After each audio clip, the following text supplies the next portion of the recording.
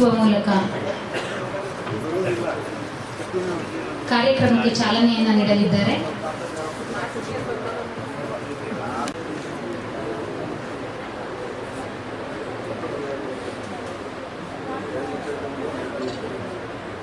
ಎರಡರಿಂದ ಒಂದು ಅವಿನಾಭಾವ ಸಂಬಂಧ, ಒಬ್ಬ ಸಹೋದ್ಯೋಗಿ ಮಿತ್ರನಾಗಿ, ನನಗೆ ಒಳ್ಳೆಯ ಹಿತೈಷಿಯಾಗಿ, ಮಾರ್ಗದರ್ಶಿಯಾಗಿ, ನನ್ನ NSSನಲ್ಲಿ ಕೆಲಸವನ್ನು ನಿರ್ವಹಿಸುವಾಗ ಇವತ್ತೇನಾದರೂ ನಿಮ್ಮ ಮುಂದೆ ನಾನು ಏನಾದರೂ ಸ್ವಲ್ಪ ಮಾತಾಡಲಿಕ್ಕೆ ಒಂದು ಆತ್ಮಸ್ಥೈರ್ಯವನ್ನು ತುಂಬಿರ್ತಕ್ಕಂಥದ್ದು ಅದು ಯಾರಪ್ಪ ಅಂತಂದರೆ ದೇವರಾಜು ಅವರು. ಹಾಗಾಗಿ ನನ್ನ ಸನ್ಮಿತ್ರ ಅವರು ವೃತ್ತಿಯಿಂದ ನಿವೃತ್ತಿ ಆಗ್ತಾ ಇರ್ಬೋದು, ಆದರೆ ನನ್ನ ಮನಸ್ಸಿನಲ್ಲಿ ನನ್ನ ಜೊತೆಯಲ್ಲಿ ಅವರು ಯಾವಾಗಲೂ ಸದಾ ಇರ್ತಾರೆ. ಮತ್ತು ಅವ್ರ ಜೊತೆಯಲ್ಲೂ ಕೂಡ ನಾನು ಹೆಗಳಾಗಿರ್ತೀನಿ ಅಂತ ಈ ಸಂದರ್ಭದಲ್ಲಿ ಹೇಳ್ತಾ, ನಿಮ್ಮ ನಿವೃತ್ತಿ ಜೀವನ ಸುಖವಾಗಿರಲಿ.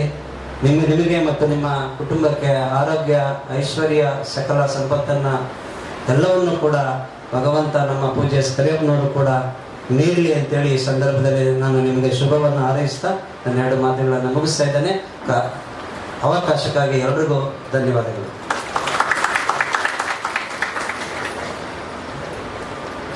ತಮ್ಮ ಅಭಿಪ್ರಾಯವನ್ನು ದೇವರಾಜ್ ಸರ್ ಬಗ್ಗೆ ನುಡಿಯಬೇಕಾಗಿ ವಿನಂತಿ.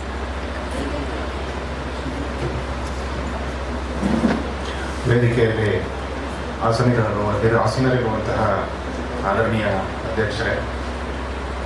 ಅಧ್ಯಕ್ಷರಾದಂಥ ಶ್ರೀಕಂಠಣ್ಣವರೇ, ಹಿರಿಯರಾದಂಥ ML ಶಿವಕುಮಾರ್ ಸಾಹೇಬ್ರೆ, ನಾಗರಾಜಣ್ಣ ಅವರೇ ಮತ್ತು ವಿಕ್ರಮ್ ಸರ್ ಅವರೇ, ಪ್ರಾಂಶುಪಾಲರಾದಂಥ ಬಾಲಕೃಷ್ಣ ಸರ್ ಅವರೇ ಮತ್ತು ಇನ್ನುಳಿದಂಥ ಎಲ್ಲ ಹಿರಿಯರೇ, ವೇದಿಕೆಯ ಮುಂಭಾಗದಲ್ಲಿರ್ತಕ್ಕಂಥ ಎಲ್ಲ ಗುರು ಹಿರಿಯರೇ, ವಿದ್ಯಾರ್ಥಿ ಮಿತ್ರರು. ದೇವರಾಜ್ ಸರ್ರು ನಮಗೆ ತರಗತಿ ಒಳಗಡೆ ಶಿಕ್ಷಕರಲ್ಲ, ಉಪನ್ಯಾಸಕರಲ್ಲ. ಯಾಕೆಂದರೆ ನಾನು ಸೋಷಿಯಾಲಜಿ ಸ್ಟೂಡೆಂಟ್ ಅಲ್ಲ. ಆದರೆ ನಮಗೆ ಸಾಂಸ್ಕೃತಿಕವಾಗಿ ಭಾಳ ಹೆಮ್ಮೆಯಿಂದ ನಾವು ಗುರುಗಳೇ ಅಂತಲೇ ಕರಿತೀವಿ ಇವತ್ತಿಗೂ ಕೂಡ. ಯಾಕೆ ಅಂತಂದರೆ 2000ನೇ ಇಸ್ವಿನಲ್ಲಿ ನಾವು ಪ್ರಥಮ PUC ಬಂದಾಗ 9 ಗಂಟೆಯಿಂದ ಮಧ್ಯಾಹ್ನ 1 ಗಂಟೆ ತನಕ ತರಗತಿ, ಇಲ್ಲಾಂದರೆ 1 ಗಂಟೆಯಿಂದ 5 ಗಂಟೆ ತನಕ ತರಗತಿ, ಈ ಥರ ಇದ್ದಿದ್ದು ಕರಿಯಪ್ಪನವ್ರ ಸಮಾಧಿ ಮುಂದ್ಗಡೆ ಇರೋ ಕೊಠಡಿಗಳಲ್ಲಿ. ಅಲ್ಲಿ ಪಕ್ಕದಲ್ಲೇ ಸಮಾಜಶಾಸ್ತ್ರದ ವಿಭಾಗ ಕೂಡ ಇತ್ತು. ನಮಗೆ ಯಾವಾಗಲೂ ಹೋದರೆ ಅಲ್ಲಿ ಯಾವಾಗಲೂ ಈ ಬೆರಳುಗಳಲ್ಲೇ ತಾಳ ಪಡ್ಕೊಂಡು ಗುರುಗಳು ಸೋಜುಗಾದ ಸೂಜಿ ಮಲ್ಲಿಗೆ, ಈ ಸಿದ್ದಪ್ಪಾಜಿ ಮಂಟೇಸ್ವಾಮಿ ಗೀತೆಗಳು, ಈ ಥರದ ಭಾವಗೀತೆಗಳು ಇದನ್ನೆಲ್ಲ ಹಾಡಿಕೊಂಡು ವಿದ್ಯಾರ್ಥಿ ಮಿತ್ರರಿಗೆ ಒಂಥರ ಸ್ಫೂರ್ತಿದಾಯಕವಾಗಿದ್ದರು.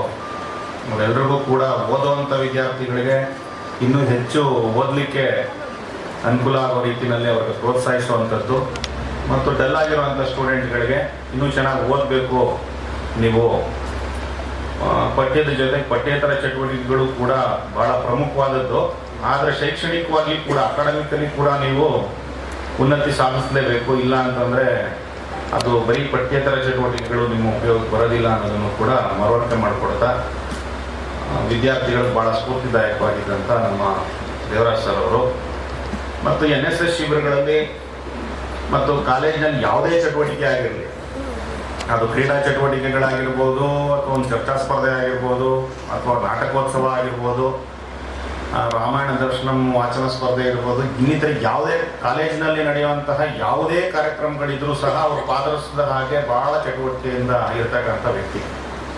ನನಗೆ ಗೊತ್ತಿದ್ದಾಗೆ ಅವರು NSS ಶಿಬಿರಗಳಲ್ಲಿ ತಮ್ಮ ಕುಟುಂಬದವ್ರನ್ನೆಲ್ಲ ಬಿಟ್ಟು NSS ಶಿಬಿರದಲ್ಲೇ 10 ದಿನ ಇತ್ತು ಅವಾಗ. ಆಮೇಲೆ 7 ದಿನಕ್ಕೆ ಇಳಿಸಿದ್ರು. 10 ದಿನಗಳ ಕಾಲ, ಮಧ್ಯ ಒಂದಿನ ಹೋಗಿ ಬರ್ತಿದ್ರೆ ಏನೋ ಗೊತ್ತಿಲ್ಲ, ಬಟ್ 10 ದಿನಗಳ ಕಾಲ ವಿದ್ಯಾರ್ಥಿಗಳ ನಡುವೆ ಇದ್ದು ಪ್ರತಿಯೊಂದು ಅಲ್ಲಿ ಒಂದು ಸಾಂಸ್ಕೃತಿಕ ಚಟುವಟಿಕೆಗಳಿರ್ಬೋದು, ಒಂದು ಶ್ರಮದಾನದ ವಿಚಾರದಲ್ಲಿರ್ಬೋದು, ಅವರು ಶಿಬಿರಾಧಿಕಾರಿಗಳಾಗಿರಬಹುದು, ಆಗಿಲ್ಲದೆ ಇರ್ಬೋದು, ಅದು ಸ್ವಯಂ ಪ್ರೇರಿತವಾಗಿ ಭಾಳ ಅಚ್ಚುಕಟ್ಟಾಗಿ ಒಂದು ಶಿಸ್ತು, ಸಂಯಮವನ್ನು ವಿದ್ಯಾರ್ಥಿಗಳಲ್ಲಿ ಮೂಡಿಸಿ ವಿದ್ಯಾರ್ಥಿಗಳನ್ನು ಪ್ರೇರೇಪಿಸಿದ್ರು ಅಂತಕ್ಕಂಥದ್ದು ಅವ್ರ ಒಡನಾಡಿಗಳಾಗಿರ್ತಕ್ಕಂಥ ಯಾವುದೇ ವಿದ್ಯಾರ್ಥಿಗಾದರೂ ಗೊತ್ತು, ಉಪನ್ಯಾಸಕರಿಗಾದರೂ ಗೊತ್ತು. ಇನ್ನು ಯಾವುದೇ ಹಮ್ಮು ಬಿಮ್ಮಿಲ್ಲದೆ ಎಲ್ಲ ವಿದ್ಯಾರ್ಥಿಗಳನ್ನು, ಎಲ್ಲ ಬೋಧಕೇತರ ವರ್ಗದವರನ್ನು ಜೊತೆಯಲ್ಲಿ ಕರ್ಕೊಂಡು ಯಾವುದೇ ಚಟುವಟಿಕೆಗಳಲ್ಲಾದರೂ ಕೂಡ ಭಾಳ ಉತ್ಸಾಹದಿಂದ ತೊಡಗುವಂತಹ ವ್ಯಕ್ತಿ ಅವರು. ಈ ಸಂದರ್ಭದಲ್ಲಿ ಅವ್ರಿಗೆ 60 ವರ್ಷ ಆಗಿದೆ ಅಂತ ನಂಬಕ್ಕೆ ಆಗಲ್ಲ ನಿಜವಾಗ್ಲೂ. ಬೆಳಗ್ಗೆ ಅದನ್ನೇ ಬಾಲಕೃಷ್ಣ ಸರ್ ಹೇಳ್ತಿದ್ರಂತೆ, ಈ ಕಾಲೇಜಿಗೆ ನೀವು ಹೆಂಗೆ ಬಂದೆ ಹಂಗೆ ಹೋಗ್ಬೇಕು ದೇವ ಅಂತ ಹೇಳ್ತಿದ್ರಂತೆ. ಅದಕ್ಕೆ ನಾನು ರೇಗಿಸ್ತಾ ಇದ್ದೆ, ಬಣ್ಣ ಎರಡೆರಡು ಸಲ ಹೊಡ್ಕೊಂಡ್ಬಿಟ್ಟಿದ್ದೀರ ನೀವು, ವಯಸ್ಸಾಗಿರೋದಕ್ಕೆ ಗೊತ್ತಾಗ್ತಾ ಇಲ್ಲ ಅಂತ. ಹಾಗಾಗಿ ಸರ್ ಅವ್ರು ಇನ್ನೂ ಒಂದು 10 ವರ್ಷ 20 ವರ್ಷ ಏನೋ ಟೀಚ್ ಮಾಡೋಷ್ಟು ಮತ್ತು ಅಷ್ಟು ಲವಲವಿಕೆ ಆ ಉತ್ಸಾಹ ಇವತ್ತಿಗೂ ಇದೆ ಅವರಲ್ಲಿ, ಕುಗ್ಗಿಲ್ಲ ಆ ಉತ್ಸಾಹ. ಮತ್ತು ಅವರ ಗಾಯನ ಪ್ರತಿಭೆ ಅಂತೂ ರೂರಲ್ ಕಾಲೇಜಿನಾದ್ಯಂತ, ಕನಕಪುರ ತಾಲೂಕಿನಾದ್ಯಂತನೇ ಎಲ್ರಿಗೂ ಗೊತ್ತಿರತಕ್ಕಂಥದ್ದು. ಇಂಥ ಒಬ್ಬ ಒಳ್ಳೆ ಪ್ರತಿಭಾವಂತರು ಈ ಸಂಸ್ಥೆಯಿಂದ ನಿವೃತ್ತಿ ಹೊಂದ್ತಾ ಇರೋದು, ಒಂದು ಕಡೆ ನಿವೃತ್ತಿ ಆಗಲೇಬೇಕು ಅವರು, ಎಲ್ಲೋ ಒಂದು ಕಡೆ ನಮಗೆ ಇನ್ನೂ ಒಂದಷ್ಟು ವರ್ಷ ಇರಬೇಕಿತ್ತೆ ಅನ್ನೋಷ್ಟು ಮಟ್ಟಿಗೆ ನೋವಿದೆ. ಇರಲಿ, ಗುರುಗಳ ನಿವೃತ್ತಮೆಯ ಜೀವನ ಸುಖವಾಗಿರಲಿ. ಅವರೆಲ್ಲರೊಳಗಡೆ ಒಂದಾಗಿದ್ದವರು.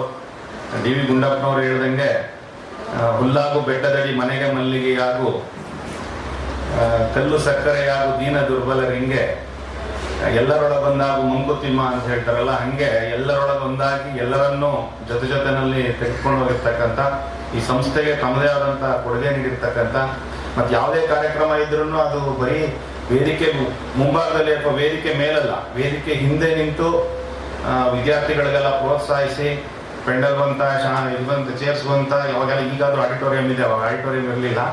ಶ್ರೀಕಂಠಣ್ಣ ಬಂದಮೇಲೆ ಇದು ಆಡಿಟೋರಿಯಮ್ಮು, ಲ್ಯಾಬು, ಲೈಬ್ರರಿ, ಇನ್ನಿತರೆ ಒಂದು ಅಭೂತಪೂರ್ವ ಅಭಿವೃದ್ಧಿ ಕೆಲಸಗಳು ಆಗ್ತಾ ಇದ್ದಾವೆ, ಶರವೇಗದಲ್ಲಿ ನಡೀತಾ ಇದ್ದಾವೆ ಸಂಸ್ಥೆನಲ್ಲಿ. ಅವಾಗ ಆಡಿಟೋರಿಯಂ ಇರಲಿಲ್ಲ, ಇಲ್ಲಿ ಪೆಂಡಲ್ ಆಗ್ತಾ ಇದ್ರು ಸುಬ್ರಾವ್ ಕ್ವಾಡ್ರಂಗಲ್ನಲ್ಲಿ. ಅದು ಪ್ರತಿಯೊಂದು ಉಸ್ತುವಾರಿಯನ್ನು ಬೆಳಗ್ಗೆ 6 ಗಂಟೆಗೆ ಬಂದು ನೋಡಿ ನಿಂತ್ಕೊಂಡು ಲಾಸ್ಟ್ಗೆ ಎಲ್ಲ ಅದನ್ನು ತುಂಬಿಸಿ ಕಳೆದ ತನಕ ಅದ್ರ ಜವಾಬ್ದಾರಿನ ಭಾಳ ತೊಗೊಳ್ತಾ ಇದ್ರು ಅವರು. ಯಾರು ಹೇಳಿ ನೀನು ನೋಡು ಮಾಡು ಅಂತ ಹೇಳ್ತಿರ್ಲಿಲ್ಲ. ಅಂತ ಸ್ವಯಂ ಪ್ರೇರಣೆಯಿಂದ ಮಾಡ್ತಾ ಇದ್ದಂಥ ಗುರುಗಳು ನಿವೃತ್ತಿ ಹಂಚಲಿದ್ದಾರೆ. ಅವರ ನಿವೃತ್ತಿ ಜೀವನ ಸುಖಮಯವಾಗಿರಲಿ, ಅವ್ರಿಗೆ ಅವ್ರು ಅಂದ್ಕೊಂಡಿದ್ದೆಲ್ಲ ಈಡೇರಲಿ, ಅವ್ರಿಗೆ ಒಳ್ಳೆಯದಾಗಲಿ ಅಂತೇಳಿ ಶುಭವನ್ನು ಹಾರೈಸಿ ನನ್ನ ಮಾತು ಮುಗಿಸ್ತೇನೆ. ನಮಸ್ಕಾರ. ಗುರುಗಳು ಸಾಂಸ್ಕೃತಿಕ ಕ್ಷೇತ್ರದಲ್ಲಿ ತನ್ನದೇ ಆದ ಹಿರಿಮೆಯನ್ನು ಉಳಿಸಿಕೊಂಡು ಬಂದಿದ್ದಾರೆ ಅಂತ ತಮ್ಮ ಅನಿಸಿಕೆಯನ್ನು ಅಚ್ಚುಕಟ್ಟಾಗಿ ಹೇಳಿದಂಥ ಶ್ರೀ ಹರೀಶ್ ಸರ್ ಅವರಿಗೆ ಧನ್ಯವಾದಗಳು. ಮತ್ತೊಬ್ಬರು ಹಿರಿಯ ವಿದ್ಯಾರ್ಥಿಗಳಂತ ಶ್ರೀ ಕೃಷ್ಣಮೂರ್ತಿ ಸರ್ ಅವರು, academic council member, BCU. Sir welcome. ವೇದಿಕೆ ಮೇಲಿರುವಂಥ ಹಿರಿಯರು, ಸಂಸ್ಥೆಯ ಅಧ್ಯಕ್ಷರಾದಂಥ ಶ್ರೀಕಂಠಣ್ಣವರೇ, ನಾಗರಾಜಣ್ಣವರೇ ಹಾಗೂ ಹಿರಿಯರೇ, ನೆಚ್ಚಿನ ಪ್ರಾಂಶುಪಾಲರು ಆತ್ಮೀಯರಾದಂಥ ಪಾಲಣ್ಣವರೇ, ಈ ದಿನದ ಕಾರ್ಯಕ್ರಮದ ಕೇಂದ್ರ ಬಿಂದು, ನಾನು ಅವನ್ನ ದೇವರಾಜ್ ಅಂತೂ ಯಾವತ್ತೂ ಕರೆದೇ ಇಲ್ಲ, ದೇವಣ್ಣ ಅಂತಲೇ ಕರೆದ ಅಭ್ಯಾಸ.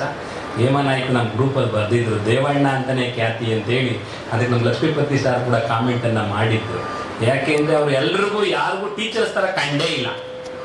ಯಾಕೆಂದರೆ ಮೊಟ್ಟ ಮೊದಲ ವಿದ್ಯಾರ್ಥಿ ನಾನೇ ಅವ್ರಿಗೆ. 91ರಲ್ಲಿ ಕನಕಪುರಕ್ಕೆ ಬಂದಾಗ ಸೆಲ್ಲರಲ್ಲಿ ಪಾಠ ಮಾಡ್ಬೇಕು, ನಾನು ಅತಿ ತುಂಟರಲ್ಲಿ ತುಂಟ, ಚೇಷ್ಟೆ ಅಂದರೆ ಚೇಷ್ಟೆ. ಪರ್ವೀನ್ ಮೇಡಮ್ಗೂ ನನಗೂ ಆಗ್ತಾನೆ ಇರಲಿಲ್ಲ. ಆ ಟೈಮಲ್ಲಿ ಅಲ್ಲಿ ಲಕ್ಷ್ಮೀಪತಿಯವರು, ಈ ಕಡೆ ದೇವರಾಜ್ ಅವರು, ನಾನೇ ಮೊದಲಿಗೆ ನೀವು ಮೇಷ್ಟ್ರ ಅಂತ ಕೇಳಿದೆ ಅವ್ರನ್ನ. ಯಾಕೆ ನಿಮ್ಮ ಕಡೆಗೆ ಹೆಂಗೆ ಕಾಣಿಸ್ತೀನಪ್ಪ ಅಂತಂದ್ರು. ಅಲ್ಲ, ನೀವು ನಮ್ಮ ಥರ ಒಳ್ಳೆ ಬೆಲೂನ್ ಬ್ಯಾಗಿ ಪ್ಯಾಂಟು ಶರ್ಟ್ ಹಾಕೋ ಬಂದಿದ್ದೀರಿ, ನಾನು ನೋಡಿದ್ರೆ ಯಾರೋ ನಮ್ಮ ಹುಡುಗ ಅಂದ್ಕೊಂಡೆ ಸರ್, ತಪ್ಪು ತಿಳ್ಕೊಬೇಡಿ. ಪಾಠ ಮಾಡಿದ್ರು. ಫಸ್ಟ್ ಡೇನೇ ಸೋಷಿಯಲ್ ಪ್ರಾಬ್ಲಮ್ ಇನ್ ಇಂಡಿಯಾ ಪಾಠ ಮಾಡಕ್ಕೆ ಬರ್ತಾರೆ. ಫಸ್ಟ್ ಅವ್ರಿಗೆ ಏನು ಗೊತ್ತಿಲ್ವೋ, ನನಗಂತೂ ಗೊತ್ತಿಲ್ಲ. ಹುಡುಗರು ಡೆಮೋಗ್ರಫಿ ಅಂತ ಹೇಳೋದು, ನಮ್ಗೆ ಡೆಮೋಗ್ರಫಿ ಅಂತ ಏನೋ ಗೊತ್ತಿಲ್ಲ, ಸರಿಯಾಗಿ ಯಾರು ಹೇಳ್ಕೊಟ್ಟಿರಲ್ಲ ನಮ್ಗೆ ಅವಾಗ. ಅದನ್ನ ಹೇಳ್ದವರೇ ದೇವರಾಜು. ನಾನು ಈಗ ಸೋಷಿಯಾಲಜಿ ಪಾಠ ಮಾಡುವಾಗ ಡೆಮೋಗ್ರಫಿ ಮಾಡಿದ್ರೆ ನನ್ನ ಕಣ್ಣು ಮುಂದೆ ಬರೋದೇ ದೇವಣ್ಣ. ನಂತರ ನಾನು 92ರಲ್ಲಿ ಇಲ್ಲಿ ಪದವಿಯನ್ನ ಮಾಡಿ ಅತಂತ್ರವಾಗಿ ದುನಿಯಾ ವಿಜಯ್ ತರ ಒಂದು ಬ್ಯಾಗ್ ತಗಲಾಕೊಂಡು ಜ್ಞಾನ ಭಾರತಿಗೆ ಹೋದೆ. ನಂಗೆ ಏನೂ ಗೊತ್ತಿಲ್ಲ. ಜ್ಞಾನ ಭಾರತಿ ಲಕ್ಷ್ಮೀಪತಿ ಅವ್ರು ಇಲ್ಲೇ ಹೇಳಿದ್ರು, ನೀವು ಮಿಂಚಿದ್ರೆ ಹೀರೋ ಆಯ್ತಿದ್ರು, ಅಂದ್ರೆ ಕೈ ಕಾಲು ಮುರಿಸ್ಕೊತೀರ ಅಲ್ಲಿ ಅಂತ. ನಾನು ಇವ್ರಿಬ್ಬರನ್ನೂ ನೆನೆಸ್ಕೊಳ್ತಾ ಜ್ಞಾನ ಭಾರತಿಗೆ ಹೋದೆ, ಏನಾಗುತ್ತೋ ಆಗಲಿ ಅಂತ. ಶಿವರಾಮಕೃಷ್ಣನ್ನೇ ಫಸ್ಟ್ ಹೋಗಿ ಮೀಟ್ ಮಾಡಿದೆ. ಇವರಿಬ್ಬರ ಹೆಸರು ಹೇಳಿದ್ರೆ ಸೀಟ್ ಸಿಗುತ್ತೆ ಅಂತ ಅನ್ಕೊಂಡಿದ್ದೆ. ಬಟ್ ನಾನು ಸುಮಾರಾಗಿ ಓದ್ಕೊಂಡಿದ್ದೆ, ಸೀಟ್ ಸಿಕ್ತು ನನಗೆ. ಹಾಗಾಗಿ ನನಗೆ ಅದೆಲ್ಲವನ್ನ ಪ್ರೇರಣೆ ಯಾರು ಅಂದರೆ ಅದು ದೇವಣ್ಣ. ನೀನು PG ಮಾಡು. ನಂಗೆ PG ಅಂದರೆ ಏನು ಅಂತಲೂ ಗೊತ್ತಿಲ್ಲ, ಅಲ್ಲ ಕನ್ನಡ ಮಾಧ್ಯಮದ ವಿದ್ಯಾರ್ಥಿಗಳು. ನಂತರ ಸ್ನಾತಕೋತ್ತರ ಪದವಿಗೆ ಹೋಗೋಣ ಅಂತೇಳಿ ನಾನು ಪದವಿಯನ್ನು ಪಡೆದೆ. ಅನಂತರ ಇವರು ಭಾಳ ಅಸನ್ಮುಖಿಗಳಾಗಿ ನಮ್ಮ ಜೊತೆಲೇ ಇರ್ತಾಯಿದ್ರು. ನಾನು ಅವ್ರನ್ನ ಫ್ರೆಂಡ್ ಥರ ಟ್ರೀಟ್ ಮಾಡ್ತಿದ್ದೆ. ಯಾವಾಗಲೂ ಟೀ ಕುಡಿಯೋಣ ಬಾ ಟೀ ಕುಡಿಯೋಣ ಬಂದು ಈಗೂ ಹಂಗೆ ಕರೀತಾರೆ ನಮ್ಮನ್ನು, ಟೀ ಕುಡಿದ್ಬಿಡೋಣ ಬನ್ರಿ ಫಸ್ಟ್ ಆಮೇಲೆ ಮಾತಾಡೋಣ ಅಂತಾರೆ. ಮೇಕೆದಾಟು ಟ್ರಿಪ್ ಹೋಗೋಣ ನಾನೇ ಪ್ಲಾನ್ ಮಾಡಿ ಕರ್ಕೊಂಡು ಹೋದೆ ಅವ್ರನ್ನ. ಬನ್ನಿ ಸರ್ ಹೋಗೋಣ, ನಾವು ಟೆಂಪೋ ಮಾಡಿದ್ದೀವಿ.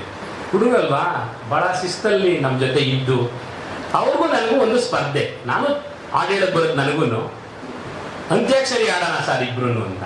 ನಾನು ಈ ಕಡೆಯಿಂದ ರಾಜ್ಕುಮಾರ್ ಆಡಿದ್ರೆ ಅವರು PB ಶ್ರೀನಿವಾಸ್ ಆಡೋರು. ಒಂದು ಗುರು ಶಿಷ್ಯರಿಗೆ ಒಂದು ಜುಗಲ್ಬಂದಿ ನಡೆಯೋದು. ಎಲ್ಲ ಹೆಣ್ಣು ಮಕ್ಕಳು ನಮ್ಮಿಬ್ರು ಉರ್ದುಂಸೋರು, ಆಡಿ ಆಡಿ ಆಡಿ ನೋಡೋಣ. ಅದೆಲ್ಲವನ್ನ ಕಲಿಸಿದ್ದು ನಮ್ಮ ದೇವಣ್ಣನೇ ನನಗೆ. ಇವತ್ತು ನನಗೆ ಬೇರೆ ಬೇರೆ ಹುದ್ದೆಗಳು ನಿರೀಕ್ಷೆ ಮಾಡದೆ ಬಂದಿದ್ದಾವೆ ಅಂದರೆ ಅದೆಲ್ಲವೂ ನನ್ನ ಸೋಷಿಯಾಲಜಿಯ ಬ್ಯಾಕ್ಗ್ರೌಂಡು. ಇವತ್ತು ನಾನು ಸೋಷಿಯಾಲಜಿ ಅಧ್ಯಾಪಕನಾಗಿ ಇವತ್ತು ಬೆಂಗಳೂರು ನಗರ ವಿಶ್ವವಿದ್ಯಾಲಯದಲ್ಲಿ ಕರ್ನಾಟಕ ಸರ್ಕಾರ ನಮ್ಮನ್ನು ಗುರುತಿಸಿ ನೇಮಕ ಮಾಡಿದೆ ಅಂದರೆ ನನ್ನ ಸೋಷಿಯಾಲಜಿ ಬ್ಯಾಕ್ಗ್ರೌಂಡ್ ಇಂದ. ಅದಕ್ಕೆ ನಿಜವಾಗ್ಲೂ ಇನ್ಸ್ಪೈರ್ ಯಾರು ಅಂದರೆ ಅದು ಶ್ರೀಯುತ ದೇವಣ್ಣನೇ. ಅಷ್ಟೇ ಅಲ್ಲ, ಒಳ್ಳೆ ನಾನ್ ವೆಜ್ ಊಟನೂ ಆಗ್ತಿದ್ರು. ನಾನು ನೈಬರ್ ಕೂಡ ಆಗಿದ್ದೆ, ಪಕ್ಕದಲ್ಲೇ ಇದ್ದೆ ಒಂದು 3 ವರ್ಷ. ಅವ್ರಿಗೆ ಮೆಡಿಸಿನ್ ಸಾರ್ ತಂದ್ಬಿಡ್ಲ ಅಂತ ಹೋಗೋರು ಮನೆಗೆ. ಸಾರ್ ನಾನು ನಿಮ್ಮ ಶಿಷ್ಯ ಸರ್ ಅಂದರೆ ನಾನು ಫ್ರೆಂಡು, ನಿನಗೆ ಹಂಗೆಲ್ಲ ಅನ್ಕೊಂಬೇಡ. ಇವತ್ತು ನಾನು ನಿವೃತ್ತಿ ಆಗ್ತೀನಿ ಅಂತ ಹೇಳಿ ನನಗೆ ಫೋನ್ ಮಾಡಿದಾಗ ತುಂಬ ಖುಷಿ ಆಯಿತು. ನನಗೇನು ಬೇಸರ ಇಲ್ಲ, ನೋವು ಇಲ್ಲ. ಉತ್ತಮವಾದ ಸೇವೆ ಮಾಡಿ 100 ವಿದ್ಯಾರ್ಥಿಗಳನ್ನ ತಯಾರು ಮಾಡಿ ಇಡೀ ಬೆಂಗಳೂರು ವಿಶ್ವವಿದ್ಯಾಲಯದ ಹೈಯೆಸ್ಟ್ ಯಾರ PG ಮಾಡಿದ್ರೆ ಸೋಷಿಯಾಲಜಿಲಿ ಅದು ಕನಕಪುರದವರು. ನನ್ನಂತ 100 ವಿದ್ಯಾರ್ಥಿ ಮಿನಿಮಮ್ ಒಂದು ಬ್ಯಾಚ್ ಅಲ್ಲಿ 15ರಿಂದ 20 ಜನ ಸೋಷಿಯಾಲಜಿ PGಗೆ ಹೋಗ್ತಿದ್ವಿ. ಯಾವರು? ಕನಕಪುರನ ದೇವರಾಜ, ಲಕ್ಷ್ಮೀಪತಿ ಸಾರ್ ಇದ್ದಾಗಂಟು ದೇವರಾಜು ಲಕ್ಷ್ಮೀಪತಿ ಇಬ್ರು ಲವಾಕುಸು ತರನೇ ಹೋಗ್ತಾ ಇದ್ರು. ಅವರು ಸರ್ಕಾರಿ ಹುದ್ದೆ ನೇಮಕ ಆದ್ಮೇಲೆ ಅದರ ಸಂಪೂರ್ಣವಾದ ಹೊಣೆಗಾರಿಕೆಯನ್ನ ತನ್ನ ಹೆಗಲ ಮೇಲೆ ಹಾಕಿ ನಿರ್ವಹಿಸಿದ್ದು. ಆಮೇಲೆ ಪುಟ್ಟಣ್ಣನು ಬಂದ್ರು. ಆದ್ರೆ ದೇವರಾಜೇ ಬಹಳಷ್ಟು ಪಾಪ್ಯುಲರ್ ಅನ್ನ ಪಡ್ಕೊಂಡು ಇಡೀ ಕನಕಪುರದ BYS ಇರ್ಬೋದು, BOE ಇರ್ಬೋದು, ಎಲ್ಲೆಲ್ಲೂ ಅಜರಾಮರ ಯಾರ ಇದ್ರೆ ಅದು ಶ್ರೀಯುತ ದೇವರಾಜು. ನನಗೆ ಪೇಪರ್ನಲ್ಲಿ ನನಗೇ ಗೊತ್ತಿಲ್ಲ ಮಾಹಿತಿ, ನನ್ನ ಸರ್ಕಾರ ರಾಜ್ಯ ಸರ್ಕಾರ ನೇಮಕ ಮಾಡಿದೆ ಒಂದು ಹುದ್ದೆಗೆ ಅಂತೇಳಿ. ನನಗೆ ಫಸ್ಟ್ ಬೆಳಿಗ್ಗೆ 6 ಗಂಟೆಗೆ ಫೋನ್ ಮಾಡಿದ್ದವ್ರೆ. ಕಂಗ್ರಾಟ್ಸ್ ಮೂರ್ತಿ, ನೀನು ಅಕಾಡೆಮಿಕ್ ಕೌನ್ಸಿಲ್ ಮೆಂಬರ್ ಆಗಿದ್ಯಾ ಬೆಂಗಳೂರು ಸಿಟಿ ಯೂನಿವರ್ಸಿಟಿಗೆ, ಕಂಗ್ರಾಟ್ಸ್ ಅಂತ. ಅಂದ ತಕ್ಷಣ ನಮ್ಮ ಲಕ್ಷ್ಮೀಪತಿ ಸರ್ ಫೋನ್ ಮಾಡಿ. ಇದೆಲ್ಲವೂ ಗುರು ಶಿಷ್ಯರಿಗಾಗುವಂಥ ಒಂದು ಖುಷಿ. ನಾನು ಇವತ್ತು ಇಲ್ಲಿ ನಿಂತಿದ್ದೀನಿ ಅಂದರೆ ಅವರೊಬ್ಬ ಹಿತೈಷಿಯಾಗಿ, ವಿದ್ಯಾರ್ಥಿಯಾಗಿ, ಮೊದಲಿನ ವಿದ್ಯಾರ್ಥಿಯಾಗಿ. ನಾನು ಪಾರ್ಥಾರ್ಥಿ ಇಬ್ರು ಒಟ್ಟೊಟ್ಟಿಗೆ ಇರ್ತಿದ್ವಿ. ದೇವರಾಜ್ ಸರ್ ನಾವು ಇಬ್ರು ಕ್ಲಾಸ್ಮೇಟ್ ಪಾರ್ಥಾರ್ಥಿ ನಾನು. ಹಾಗಾಗಿ ನಮ್ಮ ಏನು ಬಂದಿದ್ದು ನಮ್ಮ ಸಮಾಜಶಾಸ್ತ್ರ ಅದನ್ನ ಕಲಿಸ್ಕೊಟ್ಟಿದೆ. ಎಲ್ಲಕ್ಕಿಂತ ಮುಖ್ಯವಾಗಿ ರೂರಲ್ ಕಾಲೇಜಲ್ಲಿ ಕೊಡುಗೆ ಅವ್ರದ್ದು ಅಪಾರವಾಗಿತ್ತು. ಒಂದಷ್ಟು ಹಾಡು ಸಾಂಸ್ಕೃತಿಕ ಹಿರಿಮೆಯನ್ನ ಕನಕಪುರದಲ್ಲಿ ಬಿತ್ತರಿಸಿದವರು ಯಾರು ಇದ್ರೆ ಅದು ಶ್ರೀಯುತ ದೇವರಾಜ್ ಸರ್ ಅವರು. ಅವರ ಶ್ರೀಮತಿ ಜ್ಯೋತಿ ಮೇಡಮ್ ಕೂಡ ನಮಗೆ ರುಚಿಯಾಗಿ ಅಡುಗೆಯನ್ನ ಮಾಡಿದ್ದಾರೆ. ಅವರ 2 ಹೆಣ್ಣು ಮಕ್ಕಳು ಬಹಳ ಚಿಕ್ಕವರು, ನನ್ನ ಪಕ್ಕದಲ್ಲಿ ನೈಬರ್ ಆದಾಗ. ಈಗ ಅವರು ಕೂಡ ಹಸನ್ಮುಖಿಗಳಾಗಿ ಅವರ ತಂದೆಯ ನಿವೃತ್ತಿಯನ್ನ ನೋಡಿಕ್ಕೆ ಇಲ್ಲಿ ಬಹಳ ಸಂತೋಷದಿಂದ ಕೊಡ್ತಿದ್ದಾರೆ. ಅವರು ವಯವಾಗಿರೋದ್ರಿಂದ ನಿವೃತ್ತಿ ಆಗ್ತಿದ್ದಾರೆ. ನಾನು ಪಾರದಾರ್ಟಿಗೆ ಫೋನ್ ಮಾಡಿದೆ, ದೇವರಾಜ್ ಸರ್ನ ಮತ್ತೆ ರೂರಲ್ ಕಾಲೇಜಲ್ಲಿ ಕಂಟಿನ್ಯೂ ಮಾಡ್ತಾರ ಸೋಷಿಯಾಲಜಿ ಮೇಸ್ಟರಾಗಿ ಅಂತ. ಗೊತ್ತಿಲ್ಲ ಶ್ರೀಕಂಠಣ್ಣ ಏನು ಮಾಡ್ತಾರೋ ಅಂತಂದ್ರು. ನನ್ನ ಮನವಿ ಏನು ಅಂದ್ರೆ ಶ್ರೀಕಂಠಣ್ಣ ಅವ್ರಿಗೆ ದಯಮಾಡಿ ಅವ್ರನ್ನ ಅರೆಕಾಲಿಕವಾಗಿ ಮತ್ತೆ ಮುಂದುವರಿಸ್ಕೊಂಡ್ರೆ ಇನ್ನೊಂದಷ್ಟು ಸಮಾಜಶಾಸ್ತ್ರದ ವಿದ್ಯಾರ್ಥಿಗಳು ತಯಾರಾಗಿ ಜ್ಞಾನಭಾರತಿ ಮತ್ತು ಬೆಂಗಳೂರು ನಗರ ವಿಶ್ವವಿದ್ಯಾಲಯಕ್ಕೆ ಬರಲಿ ಅಂತ ಹೇಳಿ ನಮ್ಮ ಆಶಯ. ಅವ್ರು ಇಲ್ಲದೆ ಇದ್ರೂ ಸಾಂಸ್ಕೃತಿಕವಾಗಿ ತನ್ನ ಹಿರಿಮೆಯನ್ನ ಬೀರ್ತಾರೆ. ಅವರ ನಿವೃತ್ತಿಯ ಜೀವನ ತುಂಬಾ ಸುಖಮಯವಾಗಿರ್ಲಿ. ಇನ್ನೊಂದಷ್ಟು ನನ್ನಂತ 100 ವಿದ್ಯಾರ್ಥಿಗಳನ್ನ ತಯಾರು ಮಾಡಿ ಅಂತ ಹೇಳ್ತಾ ಅವ್ರಿಗೆ ಒಳ್ಳೇದಾಗ್ಲಿ ಅಂತ ಹೇಳಿ ನಾನು ಬಯಸ್ತಾ ಇದ್ದೀನಿ. ಧನ್ಯವಾದಗಳು. ಬಾಲಕೃಷ್ಣ ಸರ್ ಅವರೇ ಹಾಗೂ ಪ್ರಾಂಶುಪಾಲರಾಗಿದ್ದ ವಿಕ್ರಮ್ ಸರ್ ಅವರೇ ಹಾಗೂ ಎಲ್ಲ ಇಲ್ಲಿ ನೆರೆದಿರುವಂಥ ದೇವರಾಜ್ ಸರ್ ಅವರ ಅಭಿಮಾನಿಗಳೇ, ಬಹುಶಃ ನಾನು ಕೃಷ್ಣಮೂರ್ತಿ ಅವರು ಭಾಷಣ ಮಾಡುವಾಗ ಏನೋ ಹೇಳಬೇಕು ಅಂದ್ಕೊಂಡಿದ್ದೆ. ನಾನು ಹೇಳ್ಬೇಕಂತ ಅವರು ಕೂಡ ಹೇಳಿದ್ದಾರೆ. ಕಾರಣ ಇಷ್ಟೇ, ನಾನು 89ರಿಂದ 93ರವರೆಗೆ ಇಲ್ಲಿ ಸೋಷಿಯಾಲಜಿ ವಿದ್ಯಾರ್ಥಿ. ದೂಂತೂರು ನಮ್ಮೂರು, ಅಲ್ಲಿಂದ ಇಲ್ಲಿಗೆ ಬರ್ತಾ ಇದೆ. 89ರಲ್ಲಿ PUC ಸೇರಿಕೊಂಡೆ. 91ರಲ್ಲಿ ಡಿಗ್ರಿಗೆ ಬಂದೆ. ಅವಾಗ ಮೊದಲನೇ ವರ್ಷ ದೇವರಾಜ್ ಕ್ಲಾಸ್ ತಗೊಳ್ತಿರ್ಲಿಲ್ಲ. 97ರಲ್ಲಿ ಸೆಕೆಂಡ್ ಇಯರ್ ಬಂದಾಗ ಕ್ಲಾಸ್ ಬಂದರು ಅವರು. ಬಹುಶಃ ಅಲ್ಲಿಂದ ನಾನು ಗುರುಗಳಾಗಿ ಸೋಷಿಯಾಲಜಿಯನ್ನು ಕಟ್ಟುವಲ್ಲಿ ಈ ಕಾಲೇಜಿನಲ್ಲಿ ಅಂದಿನ ಸಂದರ್ಭದಲ್ಲಿ ಸೋಷಿಯಾಲಜಿಗೆ ಹೆಚ್ಚು ವಿದ್ಯಾರ್ಥಿಗಳ ಸೇರ್ಪಡೆಯಲ್ಲಿ ಗೊಂದಲ ಕೂಡ ಉಂಟಾಗ್ತಾ ಇದ್ದ. ಅವತ್ತು ಜಿಯೋಗ್ರಫಿ ವರ್ಸಸ್ ನಮ್ಮ ಪ್ರಕಾಶ್ ಸರ್ ಕೂಡ ಇದ್ದಾರೆ. ಸೋಷಿಯಾಲಜಿ ವರ್ಸಸ್ ಜಿಯೋಗ್ರಫಿ ಅಲ್ಲಿ ಅವ್ರು ಹೋಗ್ಬೇಕು ಅಂತ ನಮ್ಗೆ ಬರಬೇಕು ಅಂತ ಇವತ್ತು ಪ್ರಾಮಾಣಿಕವಾಗಿ ಹೇಳ್ಬೇಕು ಅಂದರೆ ಸಮಾಜಶಾಸ್ತ್ರ ಏನಾದರೂ ಬೆಳೆದಿದೆ ಅಂತ ಅಂದರೆ ಅದಕ್ಕೆ ನಮ್ಮ ವಿಭಾಗದ ಗುರುಗಳಾದಂಥ ದೇವರಾಜ್ ಸರ್ ಅವರು, ಜೊತೆಯಲ್ಲಿ ಪುಟ್ಟಸ್ವಾಮಿ ಸರ್ ಅವರು ಕೂಡ ಇದ್ದಾರೆ. ಶಿವರಾಜ್ ಸರ್ ಅವರು ಕೂಡ ಅವರ ವಿದ್ಯಾರ್ಥಿಯಾಗಿ ಬಹುತೇಕ ಇಲ್ಲಿ ಇರುವಂಥ ಎಲ್ಲ ನನ್ನ ಸಹಪಾಠಿಗಳಂತ ಅಂದ್ಕೊಳ್ತೀನಿ. ಹೆಚ್ಚಿನ ಮಂದಿ ಇಲ್ಲಿ ಸುಮಾರು 14 ವರ್ಷ ನಾನು RS ಸಂಸ್ಥೆಯಲ್ಲಿ ವಿದ್ಯಾರ್ಥಿಯಾಗಿ 2001ರವರೆಗೆ ಅಂದರೆ 95ಕ್ಕೆ ಮತ್ತೆ ಇಲ್ಲಿ ಸಾತ್ನೂರು ಪದವಿ ಪೂರ್ವ ಕಾಲೇಜಿಗೆ ಬಂದೆ. ಆನಂತರ 96ರಲ್ಲಿ ಪದವಿ ಕಾಲೇಜಿಗೆ ಉಪನ್ಯಾಸಕರಾಗಿ ಬಂದೆ. ಆ ಸಂದರ್ಭದಲ್ಲೂ ಕೂಡ ನಾನು ಬೆಳೆಸಿದಂಥವರು ನಮ್ಮ ಗುರುಗಳಂತ ದೇವರಾಜ್ ಸರ್ ಅವರು. Friendly nature. ಬಹುಶಃ ಇವತ್ತು ಎಲ್ಲೋ ಕೆಲವು ಸಂದರ್ಭಗಳಲ್ಲಿ ಹೊಂದ್ಕೊಳ್ಳುವಂಥ ಸಂದರ್ಭ ಕಡಿಮೆ ಆಗ್ತದೆ. ದೇವರಾಜ್ ಅವರು ಯಾವತ್ತೂ ಕೂಡ ಆ ವಿದ್ಯಾರ್ಥಿ ಅಂತಾಗಲಿ ಅಥವಾ ನಾನು ಅವ್ರ ಜೊತೆ ಕೆಲಸ ಮಾಡುವಾಗ ಎಲ್ಲೂ ತಾರತಮ್ಯದ ಮನೋಭಾವವನ್ನು ಬೆಳೆಸಿಲ್ಲ. ಅವರ ವಿಚಾರಗಳು ನನ್ನ ಜೊತೆ ಬೆಳೆದಂಥ ಸಂದರ್ಭದಲ್ಲಿ ಸುಮಾರು 3 ವರ್ಷ ವಿದ್ಯಾರ್ಥಿಯಾಗಿ ನೋಡ್ಕೊಂಡಂಥ ಸಂದರ್ಭ. ಆ ನಂತರ ಮತ್ತೆ ಅದೇ ಸಮಾಜಶಾಸ್ತ್ರ ವಿಭಾಗಕ್ಕೆ ಸುಮಾರು 3-4 ವರ್ಷಗಳ ಸಮಾಜಶಾಸ್ತ್ರ ಉಪನ್ಯಾಸಕರಾಗಿ ಬಂದಂಥ ಸಂದರ್ಭದಲ್ಲಿ ಎಲ್ಲೂ ಕೂಡ ಸಮಾಜಶಾಸ್ತ್ರವನ್ನು ಬಿಟ್ಟುಕೊಡದೆ ಬೆಳೆಸಿ ಹೆಮ್ಮರ ಮಾಡಿದಂಥವರು ನಮ್ಮ ದೇವರಾಜ್ ಸರ್ ಅವರು. ಅವ್ರ ಜೊತೆಯಲ್ಲೇ ನಮ್ಮ ಲಕ್ಷ್ಮೀಪತಿ ಅವರು ಕೂಡ ಬಂದಿದ್ದಾರೆ. ಭಾಳ ಖುಷಿ ಆಯಿತು. ಲಕ್ಷ್ಮೀಪತಿ ಮತ್ತು ದೇವರಾಜ್ ಅವರು ನಮ್ಮ ಕೃಷ್ಣಮೂರ್ತಿ ಹೇಳಿದಂಗೆ ಅವರಿಬ್ಬರೂ ಕೂಡ ನನ್ನ ಗುರುಗಳೇ. ಪುಟ್ಟಸ್ವಾಮಿ ಸರ್ ನಂತರ ಬಂದರು. ಆದರೂ ಕೂಡ ಎಲ್ಲೋ ಹೊರಗಡೆ ಸೋಷಿಯಾಲಜಿನ ಬೆಳೆಸುವಲ್ಲಿ ದೇವರಾಜ್ ಅವರ ಪಾತ್ರ ಅತ್ಯಂತ ಅವಿಸ್ಮರಣೀಯ ಅಂತೇಳಿ ಭಾವಿಸ್ತೀನಿ. ಅದರಲ್ಲೂ RSನಲ್ಲಿ ನಾನು 14 ವರ್ಷಗಳ ಕಾಲ ವಿದ್ಯಾರ್ಥಿಯಾಗಿ ಉಪನ್ಯಾಸಕನಾಗಿ ಸೇವೆ ಸಲ್ಲಿಸಿ ಆನಂತರ 2001ರಲ್ಲಿ ಬೆಂಗಳೂರು ನಗರದಲ್ಲಿ ಪದವಿ ಕಾಲೇಜಿನಲ್ಲಿ 19 ವರ್ಷಗಳ ಕಾಲ ಒಂದು ಕಾರ್ಯ ಉಪನ್ಯಾಸಕನಾಗಿ ಆಯ್ಕೆಗೊಂಡೆ. ಆನಂತರ ರಿಸೈನ್ ಮಾಡಿ ಸ್ವಯಂ ನಿವೃತ್ತಿ ತಗೊಂಡು 2 ಸಂಸ್ಥೆಗಳನ್ನು ಕಾಲೇಜು ಶಿಕ್ಷಣ ಸಂಸ್ಥೆಗಳನ್ನ ಕಟ್ಟಿದ್ದೀನಿ. ಒಂದು ನೆಲಮಂಗಲ ಸೈಡಲ್ಲಿ ಜ್ಞಾನಮಂದಿರ ವಿದ್ಯಾಸಂಸ್ಥೆ ಅಂತ ಹೇಳಿ, ಮತ್ತೊಂದು ರಾಮನಗರದಲ್ಲಿ ನ್ಯೂ ಎಕ್ಸ್ಪರ್ಟ್ ಸಮೂಹ ಶಿಕ್ಷಣ ಸಂಸ್ಥೆಗಳಂತೇಳಿ ಸ್ಥಾಪನೆ ಮಾಡಿದ್ದೀನಿ. ಈ ವಿಚಾರ ಯಾಕೆ ಹೇಳಿದೆ ಅಂತಂದರೆ RS ಅಂತ ಒಂದು ಸಂಸ್ಥೆಯಲ್ಲಿ ಏನಾದರೂ ನಾವು ವಿದ್ಯಾರ್ಥಿಯಾಗಿ ಓದಿ ಉಪನ್ಯಾಸಕನಾಗಿ ಸೇವೆ ಸಲ್ಲಿಸಿದ್ರೆ ಬಹುಶಃ ಇಡೀ ಕರ್ನಾಟಕದಲ್ಲಿ ಎಲ್ಲಿ ಬೇಕಾದ್ರೂ ನಾವು ಬದುಕೋದಕ್ಕೆ ಅದು ಶ್ರೀ ಎಸ್ ಕರಿಯಪ್ಪನವರ ಸಂಸ್ಥೆ ಅಂತೇಳಿ ಹೆಮ್ಮೆಯಿಂದ ಹೇಳ್ಕೊಳ್ತೀನಿ. ಇವತ್ತು ನಾವು ಬೆಳೆದಿದ್ದೀವಿ ಅಂತಂದ್ರೆ ಸಂಸ್ಥೆ, ಬೆಳೆಸಿದೆ ಅಂತಂದ್ರೆ RS ಸಂಸ್ಥೆ. ಜೊತೆಗೆ ದೇವರಾಜ್ ಅಂತ ಒಬ್ಬರು ಒಳ್ಳೆ ಉಪನ್ಯಾಸಕರು ನಮ್ಮನ್ನ ಮಾರ್ಗದರ್ಶನ ಬೆಳೆದದ್ದು ನಮ್ಮೆಲ್ಲರ ಪುಣ್ಯ ಅಂತ ಹೇಳ್ತೀವಿ. ಇವತ್ತು ಇದೇ ರೋಡಲ್ಲಿ ಹೋಗ್ತಾ ಇರ್ತೀವಿ ಊರಿಗೆ. ಅದು ಸುಮಾರು 23 ವರ್ಷಗಳ ಕಾಲ ನಾನು ಈ ಕಡೆ ಬಂದಿರಲಿಲ್ಲ. ಆದರೆ ಇವತ್ತು ಶ್ರೀಕಂಠೇಗೌಡರು ಅಧ್ಯಕ್ಷ ಆದಮೇಲೆ 16 ಬಾರಿ ಕಾಲೇಜು ನೋಡಿದಾಗ ಇತಿಹಾಸ ನಿರ್ಮಾಣ ಆಗಿದೆ. ಇವತ್ತು ಕನಕಪುರದಲ್ಲಿ ಒಂದು ಸಂಸ್ಥೆ ಹೇಗೆಲ್ಲ ಇರಬೇಕು ಅನ್ನೋದನ್ನ ಒಂದು ಶಿಕ್ಷಣ ಸಂಸ್ಥೆ ಈಗ ಇರ್ಬೋದೇನೋ ಅನ್ನೋದಕ್ಕೆ ಅದಕ್ಕೆ ಅಧ್ಯಕ್ಷ ಅಂತ ಶ್ರೀಕಂಠೇಗೌಡರು ಕಾರಣ ಅಂತ ಭಾವಿಸ್ತೀನಿ. ಯಾಕೆಂತಂದ್ರೆ ಅವರ ಊರಿನಲ್ಲಿ ಅವರ ಮನೆ ಮುಂದೆ ಬೆಳೆದಂಥವನು. ನನ್ನ ಬಾಲ್ಯ ಜೀವನ ಸಂಪೂರ್ಣವಾಗಿ ಅವರ ಊರಿನಲ್ಲೇ ಕಳೆದಂಥ ದಿನಗಳು ಇವತ್ತು ಕೂಡ ಮುಂದೆ ನಿಂತ್ಕೊಳ್ಳೋ ಭಯ ನನಗೆ. ಯಾಕಂದ್ರೆ ಅವರು ಮನೆ ಮುಂದೆ ಓಡಾಡ್ತಾ ಇದ್ದೆ ನಾನು. ಆದರೆ ಇವತ್ತು RS ಇಂಥ ಒಂದು ಸಂಸ್ಥೆಯಲ್ಲಿ ಒಂದು ಆಡಿಟೋರಿಯಂ ನೋಡಿದಾಗ, ಒಂದು ಕಾಲೇಜು ಮುಂಭಾಗ ಸ್ಟ್ರಕ್ಚರ್ ನೋಡಿದಾಗ ಇಡೀ ಜಿಲ್ಲೆ ಅಂತಲ್ಲ ಒಂದು ರಾಜ್ಯದೊಳಗಡೆ ಈ ರೀತಿ ಒಂದು ಕಾಲೇಜ್ ಇರ್ಬೋದು ಅದನ್ನ ತೋರಿಸುವಂಥವರು ಅಧ್ಯಕ್ಷರು.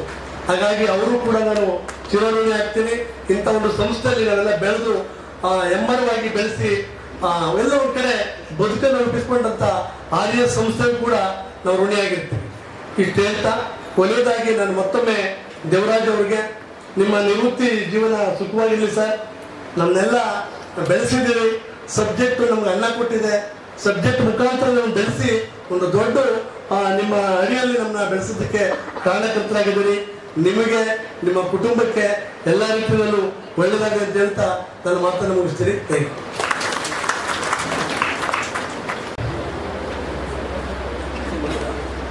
ಮುಗದಲ್ಲಿ ನಗುವಿನ ಆಭರಣ, ಅವಿತಿವೆ ನೋವಿನ ಎಲೆಗಳು, ದುಃಖದ ಸೆಲೆಗಳು ಭಾವದಲ್ಲಿ ಹರಿತಿವೆ ಪದಗಳ ಸಾಲುಗಳು.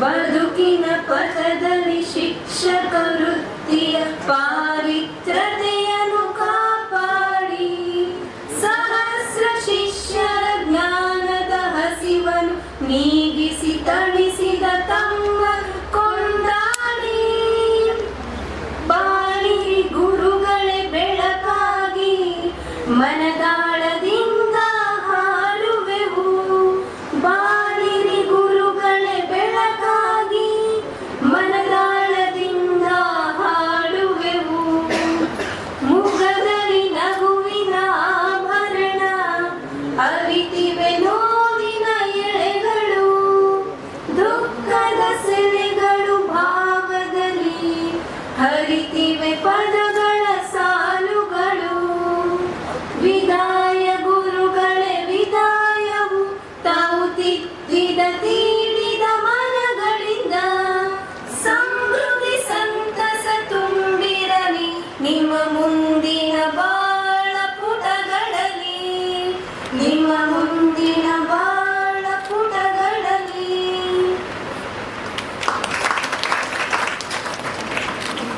ಧನ್ಯವಾದಗಳು.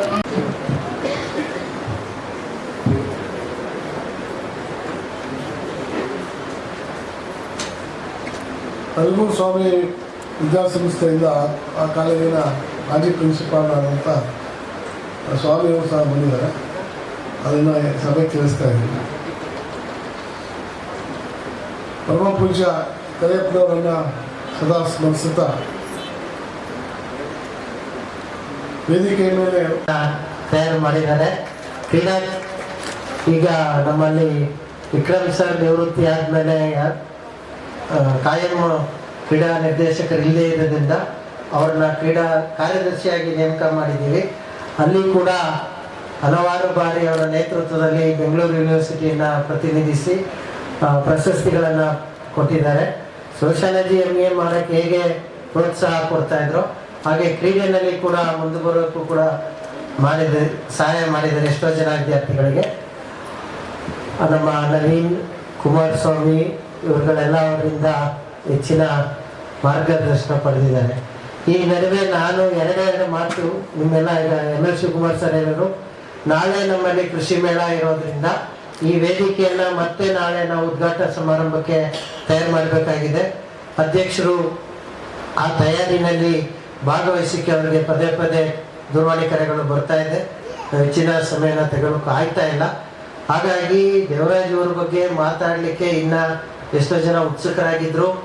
ನಮ್ಮ ಹತ್ರ ಕೂಡ ಮಾತಾಡುವಷ್ಟು ವಿಚಾರಗಳು ಬೇಕಾದಷ್ಟು ಇದ್ದು ಅದನ್ನೆಲ್ಲ ಖಾಲಿ ಮಾಡೋಕ್ಕೆ ಆಗ್ತಾ ಇಲ್ಲ ಈಗ. ಹಾಗಾಗಿ ದೇವರಾಜ್ ಅವರ ನಿವೃತ್ತಿ ಜೀವನ ಏನಿದೆ ಇದರಲ್ಲಿ ನನ್ನ ಅವರ ವೈಯಕ್ತಿಕ ಸಂಬಂಧ. ಅವರು 91ರಲ್ಲಿ ಬಂದರು, ನಾನು 89ರಲ್ಲಿ ಬಂದೆ. ಹಾಗಾಗಿ ದೇವರಾಜ್ ಅವರ NSS ಮುಖ್ಯವಾಗಿ ಅವರು ಒಬ್ಬರು ಸಮಾಜಶಾಸ್ತ್ರದ ಉಪನ್ಯಾಸಕರ ಜೊತೆಗೆ NSS, ಹಾಡುಗಾರಿಕೆ, ಎಲ್ಲ ಥರದ ಹಾಡುಗಾರಿಕೆ, ನಾಟಕ, ಇವುಗಳಿಂದ ನಮಗೂ ಅವ್ರಿಗೂ ಒಂದು ವೈಯಕ್ತಿಕ ಸಂಬಂಧ ಜಾಸ್ತಿಯಾಗಿ ಬೆಳೀತಾ ಹೋಯಿತು. ಏನು ಕಲಾ ವಿಭಾಗದ ವಿದ್ಯಾರ್ಥಿಗಳು ನಮ್ಮ ಹರೀಶ್ ಆಗಿರ್ಬೋದು, ಅಲ್ಕಪ್ ಗೌಡ್ರು, ಇನ್ನಿತರ ಸ್ನೇಹಿತರು ಯಾರ್ಯಾರು ಬಂದಿದ್ದಾರೆ ಅವರೆಲ್ಲ ನನ್ನೊಬ್ಬ ಸೈನ್ಸ್ ಮೇಸ್ಟ್ರಿಗೆ ಆತ್ಮೀಯವಾಗಿದ್ದಾರೆ ಅಂದರೆ ಅದು ಬಿಕಾಸ್ ಆಫ್ ದೇವರಾಜ್ ಅವರ NSS ಮತ್ತು ನಾಟಕ. ದೇವರಾಜ್ ಅವ್ರ ಮೇಲೆ ಚಾಲೆಂಜ್ ಮಾಡಿ 99-2000 ಇಸ್ವಿನಲ್ಲಿ ನಾವು ಕೂಡ ಒಂದು ನಾಟಕವನ್ನು ನಿರ್ದೇಶನ ಮಾಡಿ 98ರಲ್ಲಿ ನಾಟಕೋತ್ಸವ ನಡೆದಿತ್ತು. ಅವಾಗ ಯಾವುದೋ ಸೈನ್ಸ್ ಮಕ್ಕಳು ಭಾಗವಹಿಸಿರಲಿಲ್ಲ. ನಾನು ಹೋಗೋರು ಕೇಳಿದೆ, ಯಾಕಪ್ಪ ನೀವು ಮಾತ್ರ ಮಾಡ್ತೀರಿ, ನಮ್ಮ ಸೈನ್ಸ್ ಮಕ್ಕಳು ಭಾಗವಹಿಸಲ್ಲ. ಮುನರಾಜಪ್ಪ ಅವರು ಇದ್ರು, ನೀವೇ ಬನ್ನಿರಿ ಮಾಡಿಸ್ರಿ ಅಂದರು. ಆ ಸಂದರ್ಭದಲ್ಲಿ ನನಗೆ ಉತ್ತಮವಾದ ಸಹಕಾರವನ್ನು ಕೊಟ್ಟು ಸೈನ್ಸ್ ವಿದ್ಯಾರ್ಥಿಗಳಿಂದ 2 ನಾಟಕ ಪ್ರದರ್ಶನ ಮಾಡಲಿಕ್ಕೆ ಪ್ರೇರೇಪಣೆಯಾಗಿ ಆ ನಾಟಕವನ್ನು ಮಾಡಿದಂಥ ವಿದ್ಯಾರ್ಥಿಗಳು ಇವತ್ತಿಗೂ ಕೂಡ ಆ ನಾಟಕದ ಸಂದರ್ಭ ಮತ್ತು ದೇವರಾಜ್ ಅವರ ಸಹಕಾರವನ್ನು ನೆನೆಸ್ಕೊತಾ ಹೋಗ್ತಾರೆ. ಹಾಗೆ ಅವರ ವೈಯಕ್ತಿಕವಾಗಿ ಹೇಳೋದಾದರೆ, ನನ್ನ ಇಬ್ಬರು ಮಕ್ಕಳು JVNನಲ್ಲಿ ಓದ್ತಾ ಇರಬೇಕಾದ್ರೆ ಅವರು ಯಾವುದಾದ್ರೂ ಸ್ಪರ್ಧೆ, ಪ್ರತಿ ವರ್ಷ ಸ್ಪರ್ಧೆಗಳಿಗೆ ಭಾಗವಹಿಸಬೇಕಾದ್ರೆ ಭಾವಗೀತೆ, ಜಾನಪದ ಗೀತೆ ಫೆಬ್ರವರಿ, ಡಿಸೆಂಬರ್, ಜನವರಿ ತಿಂಗಳಲ್ಲಿ ದೇವರಾಜ್ ಅವರ ಹತ್ರ ಬಂದು ಪ್ರತಿ ಭಾನುವಾರ ಹಾಡನ್ನು ಕಲಿತ್ಕೊಂಡು ಇವರು ಕಲಿಸ್ಕೊಟ್ಟಿದ್ದಂಥ ಹಾಡುಗಳನ್ನು ಇವತ್ತಿಗೂ ಕೂಡ ಅವರು ನೆನೆಸ್ಕೊಂಡು ಹಾಡ್ತಾ ಇರ್ತಾರೆ. ಪ್ರತಿ ಸಲ ಇಬ್ಬರು ಮಕ್ಕಳಿಗೂ ಕೂಡ ಭಾವಗೀತೆ, ಜಾನಪದ ಗೀತೆನಲ್ಲಿ ಒಂದಲ್ಲ ಒಂದು ಪ್ರೈಸ್ ಕಡ್ಡಾಯವಾಗಿ ಬರ್ತಾನೆ ಇತ್ತು, ಗ್ಯಾರಂಟಿ. ಇವ್ರನ್ನ ತಯಾರಿ ಮಾಡ್ಕೋದ್ರೆ ಇವ್ರ ಕಡೆಯಿಂದ ಬರ್ತಾ ಇತ್ತು. ಹಾಗಾಗಿ ಆ ಪ್ರೀತಿ ವಿಶ್ವಾಸದಿಂದ ನನ್ನ 2ನೇ ಮಗಳು ಕೂಡ ಬಂದು ಇವತ್ತು ದೇವರಾಜ್ ಅವ್ರನ್ನ ಮಾತಾಡಿಸ್ಕೊಂಡು ಹೋಗಿದ್ದಾಳೆ. ಹಾಗೆ ಇಷ್ಟು ಹೇಳ್ತಾ ದೇವರಾಜ್ ಅವರ ಕುಟುಂಬಕ್ಕೆ ದೇವರಾಜ್ ಅವರಿಗೆ ಇನ್ನೂ ಹೆಚ್ಚಿನ ಆರ್ಥಿಕ ಶಕ್ತಿಯನ್ನು ಕೊಟ್ಟು, ನಮ್ಮ ಅಧ್ಯಕ್ಷರು ನಮ್ಮಲ್ಲಿ ರಿಟೈರ್ಡ್ ಆಗೋರು ಎಲ್ಲರೂ ಕೇಳ್ತಾರೆ, ಮನೆ ಕಟ್ಟಿದ್ದೀರಾ, ಹೇಗಿದ್ದೀರಿ ಅಂತ. ಬಹುಶಃ ಮುಂದೆ ಮಾತಾಡ್ತಾರೆ ಅವರೇ ಅದ್ರ ಬಗ್ಗೆ. ದೇವರಾಜ್ ಅವರಿಗೆ ಹೆಚ್ಚಿನ ಶಕ್ತಿ ಕೊಡಲಿ, ಆರೋಗ್ಯ ಕೊಡಲಿ. ಅಮೋಘ ಏನಿದ್ದಾನೆ, ಎಲ್ಲಪ್ಪ ಅಮೋಘ ಹೊಟ್ಟದ ಅಮೋಘ ಈಗ 10ನೇ ಕ್ಲಾಸ್ ಓದ್ತಾ ಇದ್ದಾನೆ. ಮುಂದಿನ ಅವನಿಗೆ ಒಳ್ಳೆಯ ವಿದ್ಯಾಭ್ಯಾಸ. ಏನು ಅಮೂಲ್ಯ ಮತ್ತು ಒಬ್ಬರು ಅವರು ತಮ್ಮ ವಿದ್ಯಾಭ್ಯಾಸವನ್ನು ಮುಗಿಸಿ ಈಗಾಗಲೇ ವೃತ್ತಿಯಲ್ಲಿ ಸೇರಿಕೊಂಡಿದ್ದಾರೆ. ಅಮೋಘನಿಗೂ ಕೂಡ ಅದೇ ರೀತಿ ಒಳ್ಳೆಯ ವಿದ್ಯಾಭ್ಯಾಸವನ್ನು ಕೊಟ್ಟು ಅವನು ಕೂಡ ಮುಂದೆ ಜೀವನದಲ್ಲಿ ಸೆಟ್ಲ್ ಆಗುವಂಥ ಶಕ್ತಿಯನ್ನು ದೇವರು ಕೊಡಲಿ ಅಂತ ಹೇಳ್ತಾ ನಿಮ್ಮೆಲ್ಲರ ಪರವಾಗಿ ಅವರಿಗೆ ಮತ್ತೊಮ್ಮೆ ಅಭಿನಂದನೆಗಳನ್ನು ಸಲ್ಲಿಸ್ತಾ ಇದ್ದೀನಿ. ಧನ್ಯವಾದಗಳು. ನಮ್ಮ ಸವಿ ನೆನಪುಗಳನ್ನು ಹಂಚಿಕೊಂಡಂತಹ ಪ್ರಾಂಶುಪಾಲರಿಗೆ ಧನ್ಯವಾದಗಳು ಸರ್. ಬಂದಾಗ ಸ್ವಾಗತವು, ಹೋದಾಗ ಬೀಳ್ಕೊಡುಗೆ. ಬಂದಾಗ ಸ್ವಾಗತವು, ಹೋದಾಗ ಬೀಳ್ಕೊಡುಗೆ. ಬಂದು ಹೋಗುವ ನಡುವೆ ನಾವು ನೀವು ಕಳೆಯುವ ಈ ಸವಿಗಳಿಗೆ. ಬಂದು ಹೋಗುವ ನಡುವೆ ನಾವು ನೀವು ಕಳೆಯುವ ಈ ಸವಿಗಳಿಗೆ ಕಹಿ ಒಳಗೆ ಅನುದಿನವೂ ಈ ಸಿಹಿ ನೆನಪುಗಳು ಸವಿ ನೆನಪುಗಳಾಗಿ ಉಳಿಯಲಿ ಎಂದು ಇದೀಗ ದೇವರಾಜ್ ಸರ್ ಮತ್ತು ಅವರ ಸಹ ಕುಟುಂಬ ವರ್ಗದವರಿಗೆ ಸನ್ಮಾನ ಕಾರ್ಯಕ್ರಮ. ಕ್ಷೇತ್ರಗಳ ಪೈಪೋಟಿಗಳ ನಡುವೆ ಸಮಾಜಶಾಸ್ತ್ರ ಕ್ಷೇತ್ರವನ್ನು ಬೆಳೆಸುವಲ್ಲಿ ದೇವರಾಜ್ ಸರ್ ಅವರ ಪಾತ್ರವನ್ನು ನೆನಪಿಸಿಕೊಳ್ಳುತ್ತಾ ತಮ್ಮ ಅನಿಸಿಕೆಗಳನ್ನು ವ್ಯಕ್ತಪಡಿಸಿದಂತಹ ಶ್ರೀ ರವಿಕುಮಾರ್ ಸರ್ ಅವರಿಗೆ ಧನ್ಯವಾದಗಳು. ಇದೀಗ NSS ಘಟಕದ ವತಿಯಿಂದ ಒಂದು ಶಿಕ್ಷಕರ ಗೀತೆ. ಇರುವಂಥ ಎಲ್ಲ ಗಣ್ಯ ವ್ಯಕ್ತಿಗಳೇ, ಇವತ್ತು ಕರಿಯಪ್ಪನವರ ಬಗ್ಗೆ ನಾನು ಸಾಷ್ಟಾಂಗ ನಮಸ್ಕಾರಗಳನ್ನು ಅರ್ಪಿಸ್ತಾ ಇದ್ದೀನಿ. ನಾನು ಇವತ್ತು ಒಬ್ಬ ವಕೀಲನಾಗಿ 4 ಮನೆ ದೊಡ್ಡ ವ್ಯಕ್ತಿ ಇವತ್ತು ನಮ್ಮ ಗ್ರಾಮದಲ್ಲಿರುವಂಥ ಎಲ್ಲ ಇಡೀ ರಾಮನಗರ ಜಿಲ್ಲೆಯಲ್ಲಿಲ್ಲ. ಕರಿಯಪ್ಪನವರ ಒಂದು ಆಶೀರ್ವಾದದಿಂದ ಅಷ್ಟು ವ್ಯಕ್ತಿಗಳು ನಮ್ಮ ಗ್ರಾಮದಲ್ಲಿ, ಅದು ನಮ್ಮ ಮೇಲೆ ಬೆಳೆದರೆ ಅಂದರೆ ಕರಿಯಪ್ಪನವರ ಒಂದು ಆಶೀರ್ವಾದ ಅವರ ಕಾಲೇಜಿನಲ್ಲಿ ಅಂತ ನಾನು ನೆನೆಸ್ಕೊತೀನಿ. ಯಾಕೆ ಅಂದರೆ ವೇದಿಕೆ ಮೇಲಿರುವಂಥ ಶ್ರೀಕಂಠ ಅವರೇ ಮತ್ತು ನಮ್ಮ ನಾಗರಾಜು ಅವರೇ ಮತ್ತು ನನ್ನ ಫ್ರೆಂಡು ಕೃಷ್ಣಮೂರ್ತಿ ಅವರೇ ಮತ್ತು ನಮ್ಮ ಇನ್ನೂವರೆಗೂ ನನಗೆ ದೇವರಾದ ಮೇಲೆ ಭಾರಿ ಪ್ರೀತಿ ವಿಶ್ವಾಸ. ಇವತ್ತು ನನಗೆ ನಿನ್ನೆ ದಿವಸ ನಾನು ಕೋರ್ಟಲ್ಲಿ ಇರಬೇಕಾದ್ರೆ ನನ್ನ ಪಾಸಾಕಿ ಅವರು ನೋಡ್ರಿ ನಿಮ್ಮನ್ನ ಕರೀತಾವ್ರೆ ಬನ್ನಿ ಅಂತ ನನಗೆ ಭಾರಿ ಖುಷಿ ಆಯಿತು. ಇಷ್ಟೊತ್ತಿಗೆ ರಿಟೈರ್ಡ್ ಆಗೋದೇ ಇವರು, ಇಷ್ಟು ಬೇಗ ರಿಟೈರ್ಡ್ ಆಗುವಂತ ನನಗೆ ಒಂಥರ ಆಶ್ಚರ್ಯ ಆಯಿತು. ಯಾಕೆ ಅಂದರೆ ಯಾವುದೇ ವ್ಯಕ್ತಿ ಮಹಾತ್ಮ ಗಾಂಧಿ ಆಗಲಿ, ನೆಹರು ಆಗಲಿ, ಅಂಬೇಡ್ಕರ್ ಅವರಾಗಲಿ, ಅವರು ಜೀವಂತ ವ್ಯಕ್ತಿಗಳು. ಇವತ್ತು ಯಾವುದೇ ಸಾಧನೆ ಮಾಡಿರುವಂಥ ವ್ಯಕ್ತಿಗಳು ನಾವು ಕೇವಲವಾಗಿ ಪರಿಗಣಿಸುವುದಿಲ್ಲ. ಅವರ ಒಂದು ಯೋಜನೆಗಳು, ಅವರ ಒಂದು ಕಾರ್ಯಗಳು, ಅವರ ಒಂದು ಪ್ರೀತಿ ವಿಶ್ವಾಸಗಳು ಇವತ್ತು ಜಗತ್ತಿನಲ್ಲಿ ನಾವು ನೋಡ್ತಾ ಇದ್ದೀವಿ.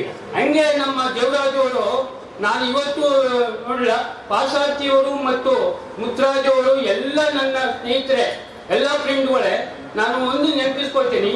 ನಮ್ಮ ಚಿಕ್ಕಮಂಗಪ್ಪನವರು ಮತ್ತು ಒಂಬಳೇಗೌಡರು ಅವ್ರ ಕಾಲದಿಂದ, ರಾಮೇಗೌಡರ ಕಾಲ ಕಡೆಯಿಂದ ಎಷ್ಟು ಒಂದು ಪ್ರೀತಿ ವಿಶ್ವಾಸದಿಂದ ಈ ಕಾಲೇಜಲ್ಲಿ ನಡೀತಾರೆ ಅಂತ ನಮಗೆ ಆಶ್ಚರ್ಯ ಆಯ್ತದೆ. ವ್ಯಕ್ತಿ ಯಾವುದೇ ಒಂದು ಹಣ ಸಂಪಾದನೆ ಮಾಡ್ಬೋದು, ಹೇಗೆ ಮಾಡ್ಬೋದು. ಹಣ ಇಲ್ಲದೆ ಒಂದು ಸಾಮಾಜಿಕವಾಗಿ, ಶಿಕ್ಷಣವಾಗಿ ಯಾರು ವ್ಯಕ್ತಿ ಒಂದು ಮೌಲ್ಯ ಮೆರೀತಾನೆ ಅವರೇ ದೊಡ್ಡವರು ಅಂತ ನನ್ನ ಭಾವನೆ. ಇವತ್ತು ನಾವು ಗಾಂಧಿಯವರು ಏನೂ ಮಾಡಿಲ್ಲ, ಸ್ವಾತಂತ್ರ್ಯ ತಂದುಕೊಟ್ರು, ಕೊನೆಗೆ ಅವರು ಏನಾದ್ರು. ಹಾಗೆ ದೇವರಾಜು ಕೂಡ ಸರಳ ವ್ಯಕ್ತಿಯಾಗಿ ಜೀವನದಲ್ಲಿ ಎಲ್ಲ ವಿದ್ಯಾರ್ಥಿಗಳನ್ನ, ಎಲ್ಲ ಶಿಕ್ಷಕರನ್ನ, ಎಲ್ಲ ಈ ಏನು ಸ್ನೇಹಿತರನ್ನ ಒಂದು ಬಳೆಯಾಗಿ ಹೇಳ್ಕೊಂಡು ಹೋಗೋದು ನನಗೆ ಭಾರಿ ವಿಶ್ವಾಸ. ನಾನು ಅವ್ರು ಏನು ಹೇಳ್ತಾ ಇದ್ರು, ಯಾವುದೋ ಒಂದು ತಿಥಿ ಆದಾಗ ಒಂದು ಪ್ರೋಗ್ರಾಮ್ ಕೊಡಬೇಕು, ಬನ್ನಿ ಸರ್ ನಾನು ಪ್ರೋಗ್ರಾಮ್ ಕೊಡ್ತೀನಿ, ಬೇರೆಯವ್ರಿಗೆ ಯಾಕೆ ದುಡ್ಡು ಖರ್ಚು ಮಾಡ್ತೀರಿ ಅಂತ ಅವ್ರು ಬಂದು ಒಂದು ಕಾರ್ಯಕ್ರಮಕ್ಕೆ ಬಂದು ಒಂದು ಫಂಕ್ಷನ್ ಗೊತ್ತಾಗಿದೆ. ನನಗೆ ಭಾರಿ ಸಂತೋಷ ಆಗ್ತದೆ. ಇಂಥ ವ್ಯಕ್ತಿ ಬಹು ಪ್ರತಿಭೆ ವ್ಯಕ್ತಿ ಯಾವೇ ಆಗಿರಲಿ, ನಾವು ಯಾರನ್ನೂ ಕಡೆಗಣಿಸೋಂಗಿಲ್ಲ. ಆ ಒಂದು ಪ್ರತಿಭೆ ವ್ಯಕ್ತಿ ದೇವರಾಜಲ್ಲಿ ಅಂತ ನನ್ನ ಭಾವನೆ ಇದೆ. ಇವತ್ತು ನಾನು ಸುಮಾರು 30-40 ವರ್ಷದಿಂದ ಅವರು ನಾನು ನೋಡಿದ್ದೀನಿ. ಕಾಲೇಜುಗಳಲ್ಲೇ ಆಗಲಿ ಇನ್ನೊಂದೇ ಆಗಲಿ ಯಾವತ್ತಾದ್ರೂ ಒಂದು ಹಸನ್ಮುಖಿಯಾಗಿ ಎಲ್ಲರನ್ನೂ ಫ್ರೆಂಡ್ಗಳನ್ನ ಬನ್ನಿ ಬನ್ನಿ ಅಂತ ಕರೆದವರು ಅಂತ ನಾನು ನೋಡ್ತೀನಿ. ಸಾಮಾನ್ಯವಾಗಿ ಅವ್ರ ಕೆಲಸ ಇತ್ತು, ಅವ್ರು ಮುಗಿಸ್ಕೊಂಡು ಹೋಗ್ತಾ ಇದ್ರು. ಆದ್ರೆ ದೇವರಾಜ್ ಅವರು ಒಂದು ಪ್ರತಿಭೆಯ ಮುಖ ಇತ್ತು. ನಾನು ಈಗೂ ಹೇಳ್ತೇನೆ ಸಿಕ್ಕಂಟು ಅಧ್ಯಕ್ಷರಿಗೆ, ಏನಾದ್ರು ನಮ್ಮ ಕಾಲೇಜಲ್ಲಿ ಏನಾದ್ರು ಒಂದು ಅವಕಾಶ ಇದ್ರೆ ಹೇಳಿ ನಾನು ಅವರ ಒಂದು ಪ್ರತಿಭೆಯನ್ನು ಉಪಯೋಗಿಸ್ಕೊಳ್ಳಿ ಅಂತ ಕೇಳ್ತಾ ಇದ್ದೀನಿ. ನಾನು ಅದರಿಂದ ನಾನು ಇವತ್ತು ನಮಗೆ ದೇವರಾಜ್ ಅವರು ಒಂದು ಪ್ರತಿಭೆಯಾಗಿ ಇರೋದ್ರಿಂದ ಅವ್ರಿಗೆ ಜೀವನದಲ್ಲಿ ಒಳ್ಳೆ ಅವ್ರ ಮಕ್ಕಳಿಗೆ ಅವರ ಕುಟುಂಬಕ್ಕೆ ಒಳ್ಳೆ ಆರೋಗ್ಯ ಆಯಿಸ್ಕೊಳ್ಳಿ ಅಂತ ನಾನು ಪ್ರಾರ್ಥನೆ ಮಾಡ್ತಾ ಇದ್ದೀನಿ. Thank you sir. ಸಮಯದ ಅಭಾವ ಇರುವುದರಿಂದ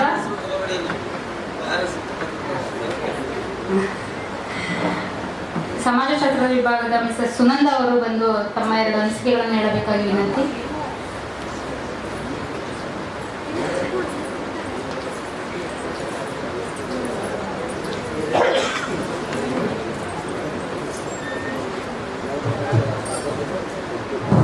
ವೇದಿಕೆಯ ಮೇಲಿರುವಂತಹ ಎಲ್ಲ ಗಣ್ಯರೇ ಹಾಗೂ ವೇದಿಕೆಯ ಮುಂಭಾಗದಲ್ಲಿರುವಂತಹ ಎಲ್ಲ ಗಣ್ಯರು ಹಾಗೂ ನನ್ನ ವಿದ್ಯಾರ್ಥಿಗಳಿಗೆ ನಮಸ್ಕರಿಸುತ್ತಾ, ಈ ದಿನ ಈ ಕಾರ್ಯಕ್ರಮ ಏನು ಕೈಗೊಂಡಿದ್ವಿ, ಬೀಳ್ಕೊಡುಗೆ ಕಾರ್ಯಕ್ರಮ ಅನ್ನುವಂಥದ್ದು. ಬೀಳ್ಕೊಡುಗೆ ಅನ್ನೋದು ಅಷ್ಟೊಂದು ಸುಲಭದ ಮಾತಲ್ಲ. ನನ್ನ ಪ್ರಕಾರ ಸರ್ ಸುಮಾರು 1 ವರ್ಷದಿಂದ ಮೊದಲೇ ಹೇಳ್ತಾ ಇದ್ರು, ಮುಂದಿನ ವರ್ಷ ನಾನು ಹೊಟ್ಟೋಗ್ತೀನಿ ಸುನಂದ, ನೆಕ್ಸ್ಟ್ ನೀನು ಹಚ್ಕೊಳ್ಳಿ. ಸರ್ ಆ ಮಾತು ಹೇಳಿದಾಗೆಲ್ಲ ನನಗೆ ಎಲ್ಲ ಒಂದು ಕಡೆ ಫೀಲ್ ಆಗ್ತಾ ಇತ್ತು. ಎಲ್ಲರೂ ಬೇಗ ಅನ್ಕೊಳ್ತಾ ಇದ್ರು ನೀವು ಹೆಚ್ಚೋಡಿ, ಆದರೆ ನನಗೆ ಆ ವರ್ಡು ಬೇಕಾಗಿಲ್ಲ. ಸರ್ ಈಗೂ ಹೇಳ್ತಾ ಇದ್ರು, ಇನ್ನು ಫಸ್ಟು ಒಂದು ಚೇರ್ ಮೇಲೆ ಕೂರಿಸ್ಬಿಟ್ಟು ನಾನೊಂದ್ಸರಿ ನೋಡಬೇಕು ಸುನಂದ. ಆದರೆ ನನಗೆ ಅದು ಇಷ್ಟನೇ ಆಗ್ತಾ ಇರಲಿಲ್ಲ. ಇವಾಗೂ ಅಷ್ಟೇ, ನಾನು ಸರ್ ಮುಖ ನೋಡಿ ಸುಮಾರು 1 ವಾರ ಆಯಿತು. ನೋಡ್ತಾ ಇದ್ರೆ ನನಗೆ ಏನೋ ಒಂಥರ ಎದೆ ತುಂಬ ಭಾರ ಅನಿಸ್ತಾ ಇದೆ. ಈಗೂ ಅಷ್ಟೇ, ಬೆಳಗ್ಗೆಯಿಂದ ಫಂಕ್ಷನ್ ಬರೋಕ್ಕೆ ನನಗೆ ಇಷ್ಟ ಇಲ್ಲ. ಸರ್ಗೂ ನನಗೂ ಬರೀ 5 ವರ್ಷದಿಂದ ಅಷ್ಟೇ ಅಲ್ಲ ಪರಿಚಯ ಇರೋದು. ನಾನು PU ಕಾಲೇಜಲ್ಲಿ ಹೋಗ್ಬೇಕಾದ್ರೆ ಸರ್ ನನಗೆ 2nd PUC ಪಾಠ ಮಾಡಿದ್ರು, ಒಂದು ಸೋಷಿಯಲೈಸೇಷನ್. ಆಮೇಲೆ ಮತ್ತೆ ವಿಮಲೆ ಅನ್ನುವಂಥ ಕಾನ್ಸೆಪ್ಟು ನನಗಿನ್ನೂ ಕಣ್ಕಡ್ತಂಗಿದೆ. ನೆಕ್ಸ್ಟ್ ಅದಾದಮೇಲೆ 2019 ಫಸ್ಟ್ ನನಗೆ ಬಂದಾಗ ಫಸ್ಟ್ ಡಿಪಾರ್ಟ್ಮೆಂಟಲ್ಲಿ ಯಾರೂ ಇರಲಿಲ್ಲ. ಸರ್ ಮತ್ತು ಪರಿಚಯ ಕೆಲ್ಲ ಹೇಳ್ತಾ ಇದ್ರು, ನಿಮಗಿಂತ ಮೊದಲಿದ್ದವರು ಸರ್ ಫುಲ್ ಸ್ಟ್ರಿಕ್ಟು, ನೀವು ಲೇಟಾಗಿ ಏನಾದರೂ ಬಂದರೆ ಅಥವಾ ಏನಾದರೂ ಇದಾದರೆ ಆ ಥರ ಹೇಳ್ತಾಯಿದ್ರು. ನಾನು ತುಂಬ ಫಸ್ಟ್ ಹೆದರ್ಕೊಂಡ್ಬಿಟ್ಟಿದ್ದೆ, ಸರ್ ಏನು ಇದು ಮಾಡಿಬಿಡ್ತಾರೋ ಅಂತ. ಆದರೆ ಸರ್ ನನಗೆ ಕೇವಲ ಶಿಕ್ಷಕರು ಮಾತ್ರ ಅಲ್ಲ, ಅಲ್ಲಿ ಒಬ್ಬ ಕೊಲಿಗೆ ಮಾತ್ರ ಅಲ್ಲದೆ ಒಬ್ಬ ಮಗಳು ಥರ ನೋಡ್ಕೊಂಡಿದ್ದಾರೆ ಇದುವರೆಗೂ. ನನಗೆ ಎಲ್ಲರಿಗೂ ಹೇಳ್ತೀನಿ, ಯಾಕೆ ಸರ್ ಆ ಥರ ನಾನು ಯಾವತ್ತೂ ಅವರು ಟ್ರೀಟೇ ಮಾಡಿಲ್ಲ, ನನ್ನ ಮಗಳು ಥರ ಏನಾದರೂ ಬೇಜಾರಿತ್ತು ನಂತ, ಯಾಕೆ ಏನಾಯಿತು, ಯಾಕೆ ಹಿಂಗೆ ಕೂತಿದ್ಯಾ, ಹುಷಾರಿಲ್ವಾ, ಅಥವಾ ಏನಾದರೂ ಕ್ಲಾಸ್ ಏನಾದರೂ ಸಮಸ್ಯೆ ಇದೆಯಾ, ನಾನು ಹೋಗ್ಲಾ, ಅಥವಾ ಏನಾದರೂ ಸರ್ ಪ್ರಾಬ್ಲಮ್ ಇದ್ದರೆ ಸುನಂದ ಇವತ್ತು ಆಗ್ತಾ ಇಲ್ಲ ಕಣಮ್ಮ, ನೀವು ಹೋಗಿ ನನ್ನ ಕ್ಲಾಸ್ ಎಂಗೇಜ್ ಮಾಡಮ್ಮ. ಈ ರೀತಿ ಪ್ರತಿಯೊಂದಕ್ಕೂ ಅಷ್ಟೇ. ಡಿಪಾರ್ಟ್ಮೆಂಟಲ್ಲಿ ಸುಮ್ಮನೆ ಕೂತಿದ್ರೆ ಸುನಂದ ಈಗ ಸುಮ್ಮನೆ ಕೂತ್ಕೊಂಡ್ರೆ ಆಗಲ್ಲ. PhD ಮಾಡಬೇಕು, ಆರ್ಟಿಕಲ್ ಪಬ್ಲಿಷ್ ಮಾಡು, ವ್ಯಾಲ್ಯೂಯೇಷನ್ಗೆ ಹೋಗ್ತೀಯಾ ಹೋಗು, ನಾನು ಸಪೋರ್ಟ್ ಮಾಡ್ತೀನಿ. ಅದು ಇದಕ್ಕೆ ಹೋಗ್ತೀಯಾ, ಸ್ಕ್ವಾಡ್ ಡ್ಯೂಟಿಗೆ ಹೋಗ್ತೀಯಾ ಹೋಗು, PhD ಮಾಡು, ನಾನು ಸಪೋರ್ಟ್ ಮಾಡ್ತೀನಿ. ಈ ಥರ ಪ್ರತಿಯೊಂದು ಹಂತದಲ್ಲೂ ಕೂಡ ಸರ್ ನನಗೆ ಸಪೋರ್ಟ್ ಮಾಡ್ತಾ ಹೋದರು.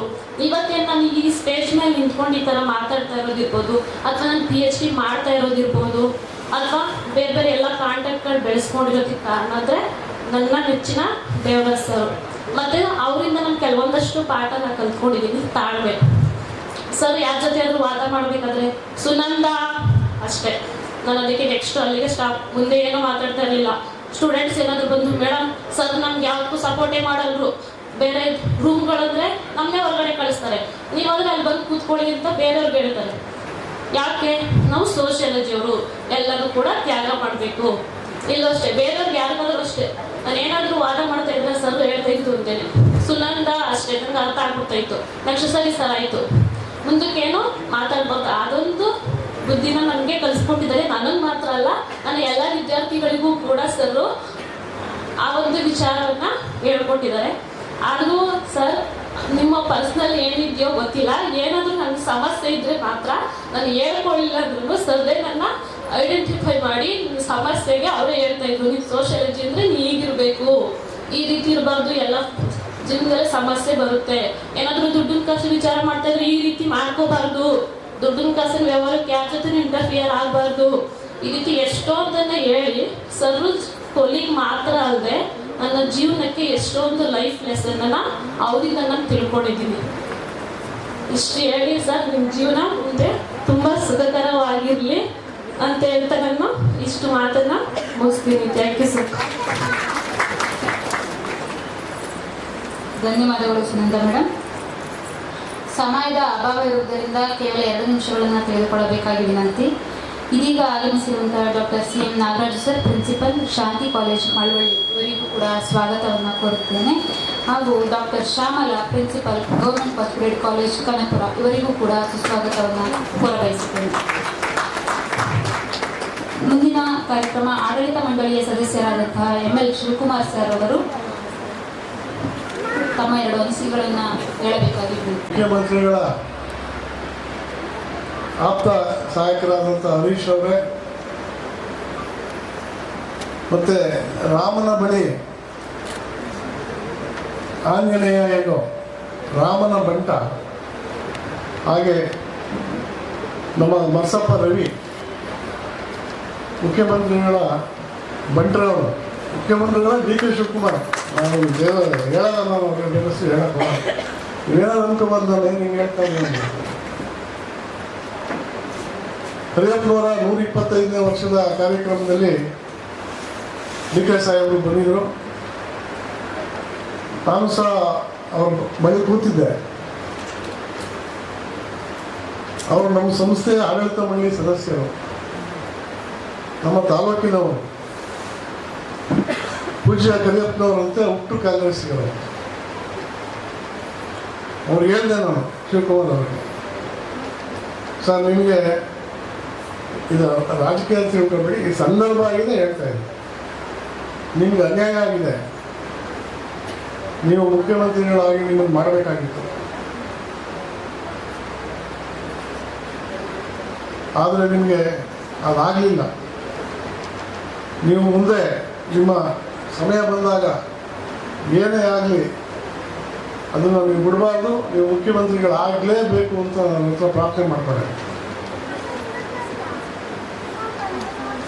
ಹಾಗೆ ಶಿವಕುಮಾರ್ ನೋಡೋಣ ಅಂತ ಹೇಳಿದ್ರು. ಪಾಪ ಈ ಪಕ್ಷ ಬರಬೇಕಾದ್ರೆ ಅವರೇ ಕಾರಣ. ಇದು ಒಂದು ಕಡೆ. ಈ ಕಾರ್ಯಕ್ರಮ ಒಂದು ವಿಶೇಷವಾದಂಥ ಕಾರ್ಯಕ್ರಮ. ದೇವರಾಜು ನನಗೆ ಇಲ್ಲಿರ್ತಕ್ಕಂಥವ್ರು, ತುಂಬ ದೂರದಲ್ಲಿಲ್ಲ, ಇಲ್ಲಿ ಹತ್ರ ಇರ್ತಕ್ಕಂಥವ್ರು ದೇವರಾಜು. ಅವರು ವಿಶೇಷ ಎಲ್ಲ ಹೇಳ್ಬಿಟ್ಟಿದ್ದಾರೆ. ಪ್ರೊಫೆಸರ್ ಪ್ರಕಾಶ್ ಅವರು ಮಾತಾಡಿದ ಮೇಲೆ ಸಂಪೂರ್ಣ ಎಲ್ಲ ಮಾತಾಡಿದ್ದಾರೆ. ಮನೆಯ ಹೆಸರು ಗೊತ್ತಿಲ್ಲ, ವಿಷ್ಣುಮೂರ್ತಿಯವರು ಮಾತಾಡಿದ್ರು, ಎಲ್ಲರೂ ಮಾತಾಡಿದ್ದಾರೆ. ನಾನು ನೋಡ್ದಂಗೆ, ನಾನು ಆಡಳಿತ ಮಂಡಳಿ ಇದ್ದಾಗ, ಆಗಿನ ಸೆಕ್ರೆಟರಿ ಆಗಿದ್ದಾಗ ಅವರು PUC ಕಾಲೇಜ್ ಪ್ರಿನ್ಸಿಪಲ್ ಆಗಿದ್ದರು.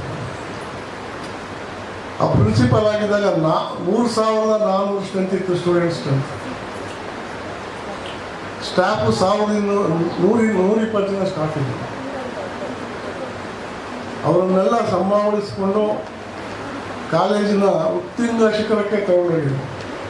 ಕಾರ್ಯಕ್ರಮಗಳು ಮಾಡ್ತಾಯಿದ್ರೆ ದೊಡ್ಡ ಕಾರ್ಯಕ್ರಮಗಳು ಮಾಡ್ತಾಯಿದ್ರು. 3500 ಜನ ಸ್ಟೂಡೆಂಟ್ಸ್ ಕೂತಿದ್ರೆ ಬಂದಂಥ ಅತಿಥಿಗಳು ಹೇಳ್ತಾಯಿದ್ರು, ಏನಿಷ್ಟು ದೊಡ್ಡ ಸ್ಟ್ರೆಂತ್ ಇದೆ, ಹಬ್ಬಬ್ಬ ಅವ್ನು ಭಯ ಆಗ್ತಾಯಿದೆ ಮಾತಾಡೋದಕ್ಕೆ, ಎಂಥ ದೊಡ್ಡ ಕಾಲೇಜಿದೆ ಅಂತ ಶವಾಕಿರಿ ಕೊಡ್ತಾಯಿದ್ರು. ಇವರು ನಮ್ಮ ದೇವರಾಜ್ ಅವರು ಯಾರಿಗೂ ಅನ್ಯಾಯ ಮಾಡಿಲ್ಲ, ಯಾರಿಗೂ ತೊಂದರೆ ಮಾಡಿಲ್ಲ. ಮ್ಯಾನೇಜ್ಮೆಂಟ್ಗೆ ಒಬಿಡಿಯಂಟ್ ಆಗಿದ್ದವು ಇವತ್ತವರೆಗೂ. ವಿದ್ಯಾರ್ಥಿಗಳಿಗಂತೂ ಅನ್ಯಾಯ ಮಾಡೇ ಇಲ್ಲ. ಒಂದು ವಿಶೇಷವಾದಂಥ ಅಟ್ರಾಕ್ಷನ್ ಎಲ್ಲ ಅವರಲ್ಲಿದೆ. PUC ಕಾಲೇಜಲ್ಲಿದ್ದರು, ಆಮೇಲೆ ಡಿಗ್ರಿ ಕಾಲೇಜಿಗೆ ಬಂದರು. ಅವ್ರ ಹೆಸರು ಎಲ್ಲರ ಮನಸ್ಸಲ್ಲೂ ಇದೆ. ಸೈನ್ಸ್, ಆರ್ಟ್ಸ್, ಕಾಮರ್ಸ್ ಎಲ್ಲ ಹುಡುಗರ ಮನಸ್ಸಲ್ಲೂ ಇದೆ. ಯಾಕೆ ಅಂತಂದರೆ ಅವರೆಲ್ಲ ಚಟುವಟಿಕೆಗಳಲ್ಲೂ ಭಾಗವಹಿಸ್ತಾರೆ.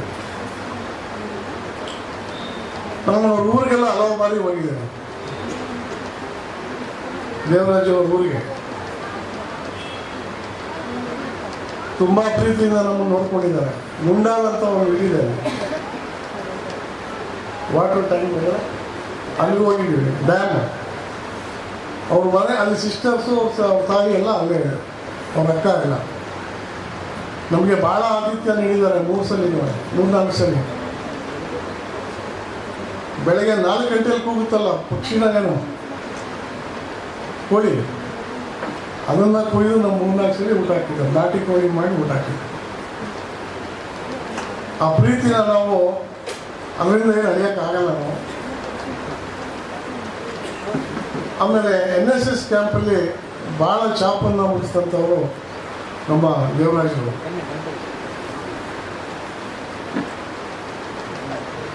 ಈಗಾಗಲೇ ಮಾತನಾಡಿದವರು ಹೇಳಿದ್ದಾರೆ, ಅವರನ್ನು ಅವಕಾಶ ಇದ್ದರೆ ಈ ಸಂಸ್ಥೆಯಲ್ಲಿ ಇನ್ನು ಕಾಲೇಜಿನಲ್ಲಿ ಕೆಲಸ ಕೊಡ್ಬೋದೇನೋ ಅಂತ ಮನವಿ ಮಾಡಿದ್ದಾರೆ.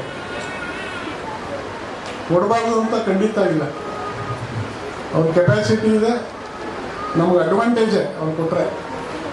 ಅದು ನಮ್ಮ ಮಾನ್ಯ ಅಧ್ಯಕ್ಷರಿಗೆ ಮತ್ತು ಆಡಳಿತ ಮಂಡಳಿಗೆ ಬಿಟ್ಟಿದ್ದಂಥದ್ದು. ನಾನು ಸಹ ಅವ್ರಿಗೆ ಆ ಪರವಾಗಿ ಧ್ವನಿಗೂಡಿಸೋಕ್ಕೆ ತಯಾರಿದ್ದೇನೆ. ಅವರು ತುಂಬ ಕಷ್ಟದಲ್ಲಿ ಸುಖ ದುಃಖ ಎರಡರಲ್ಲೂ ಬೆಂದಿರ್ತಕ್ಕಂಥ ವ್ಯಕ್ತಿ ದೇವರಾಜ್. ಇಷ್ಟೆಲ್ಲ ನೋವುಗಳಿದ್ರು, ಇಷ್ಟೆಲ್ಲ ಒಳ್ಳೆ ಕೆಲಸ ಮಾಡಿದ್ರು, ಇಷ್ಟೆಲ್ಲ ಆಕ್ಟಿವ್ ಆಗಿದ್ರು ಸಹ ಅವ್ರ ಜೀವನದಲ್ಲಿ ಒಲವು, ಗೆಲುವು, ಸೋಲು, ನೋವು, ನಲಿವುಗಳನ್ನು ತುಂಬ ಅನುಭವಿಸಿರ್ತಕ್ಕಂಥ ವ್ಯಕ್ತಿ. ನನಗೆ ಗೊತ್ತದು. ಹುಟ್ಟಿದಂಥ ಸಹೋದರಿಯರಿಗೆ ತೊಂದರೆ ಆದರೆ ತುಂಬ ನೊಂದ್ಕೊಡೋರು. ಅವ್ರ ಮನೆಗಳಿಗೆ ಹೋಗಿ ಅವರಿಗೆ ಹಣ ಕೊಟ್ಟು, ಸಂಭಾವನೆ ದುಡ್ಡು ಕೊಟ್ಟು ಕಷ್ಟ ಸುಖಕ್ಕೆ ಆಗ್ತಾ ಇದ್ದಾರೆ. ಇಷ್ಟೆಲ್ಲ ಸಂಭಾವಣಿಸ್ಕೊಂಡು ಬಂದಂಥವರು ದೇವರಾಜರು. ನನಗೆ ಅವರು ಈ ಕಾಲೇಜಿನ ಶಿಕ್ಷಕ ಅಂತ ಅನಿಸೋದಿಲ್ಲ. ನಾವು ಹೇಗಿದ್ದೀವಿ ಅಂತಂದರೆ ಏನೋ ನಮ್ಮ ಬಂಧುಗಳಿದ್ದಾಗೆ, ಸಂಬಂಧಿಗಳಿದ್ದಾಗೆ ಇದೆ. ಇವಾಗಲೂ ಹಂಗೆ ಇದೆ, ನನಗೂ ಹಂಗೆ ಇದೆ. ಅಂಥ ದೇವರಾಜ್ ಅವರು ಇವತ್ತು ನಿವೃತ್ತಿ ಆಗ್ತಾ ಇದ್ದಾರೆ. ಅದೆಲ್ಲರಿಗೂ ಶತಸಿದ್ಧ ಆಗ್ತಾರೆ. ಆದರೆ ಅವ್ರ ಹೆಸರು ತುಂಬ ದಿವಸ ಉಳ್ಕೊಳ್ಳೋಕ್ಕೆ ಅವ್ರು ಮಾಡಿರ್ತಕ್ಕಂಥ ಕೆಲಸಗಳೇ ಸಾಕ್ಷಿ ಆಗುತ್ತೆ. ಮತ್ತು ನಮ್ಮ ಅಧ್ಯಕ್ಷರು ಸಹ ಅವ್ರ ಬಗ್ಗೆ ಒಳ್ಳೆ ಅಭಿಪ್ರಾಯ ಇಟ್ಕೊಂಡಿದ್ದಾರೆ. ಮಾನ್ಯ ಅಧ್ಯಕ್ಷರಾದಂಥ ಶ್ರೀಕಂಠ ಅವರು ನನಗೆ ಆತ್ಮೀಯ ಮಿತ್ರರು. 1971ರಿಂದ ಇಲ್ಲಿವರೆಗೂ ನನ್ನ ಅವರ ಸ್ನೇಹ ಪ್ರೀತಿ ಹಾಗೆಯೇ ಉಳ್ಕೊಂಡಿದೆ, ಎಲ್ಲೂ ತೊಂದರೆ ಆಗಿದೆ. ಇದು ಭಗವಂತನ ಇಚ್ಛೆ, ದಯೆ. ನಾನು ಅವ್ರ ಬಗ್ಗೆ 2 ಮಾತು ಆಗಲೇಬೇಕು ಈ ಸಭೆಯಲ್ಲಿ. ಅವ್ರು ಬಂದು 2 ವರ್ಷ ಆಯ್ತು ಅಷ್ಟೇ. ಆರ್ಯರ ಸಂಸ್ಥೆ ಯಾವತ್ತೂ ಅಳಿಯೋದಿಲ್ಲ, ಖಂಡಿತ ಅಭಿವೃದ್ಧಿ ಆಗೋದಕ್ಕೆ ಅನ್ನೋದಕ್ಕೆ ಇನ್ನೊಂದು ಸಾಕ್ಷಿ ಹೇಳ್ತೀನಿ ನಿಮಗೆ.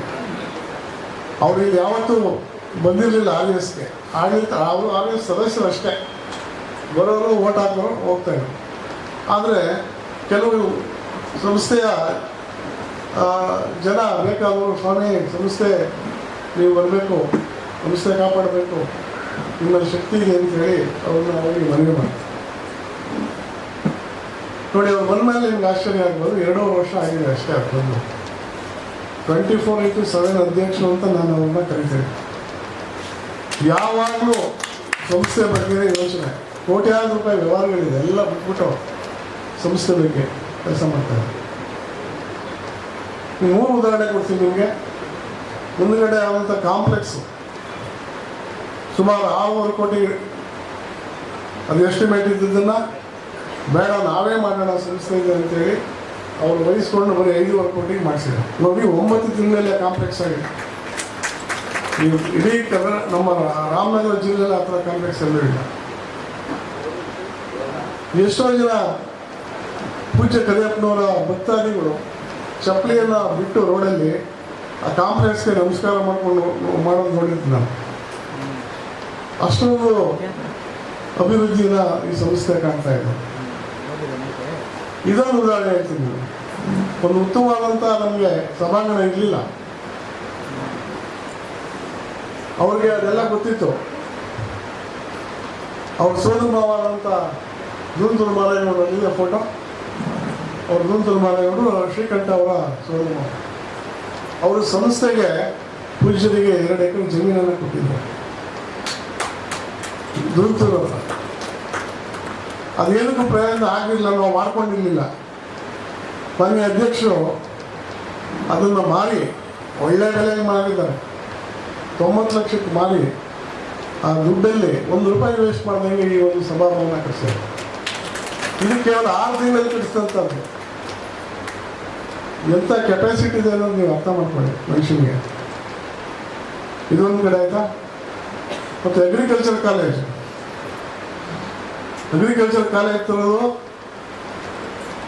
MLAಗಳಿಗೂ ಕಷ್ಟ, ಸಚಿವರುಗಳಿಗೂ ಕಷ್ಟ. ಅವರ ಕ್ಷೇತ್ರದಲ್ಲಿ ಒಂದು ಅಗ್ರಿಕಲ್ಚರ್ ಕಾಲೇಜ್ ಮಾಡಬೇಕಂದ್ರೆ ಭಾಳ ಕಷ್ಟ.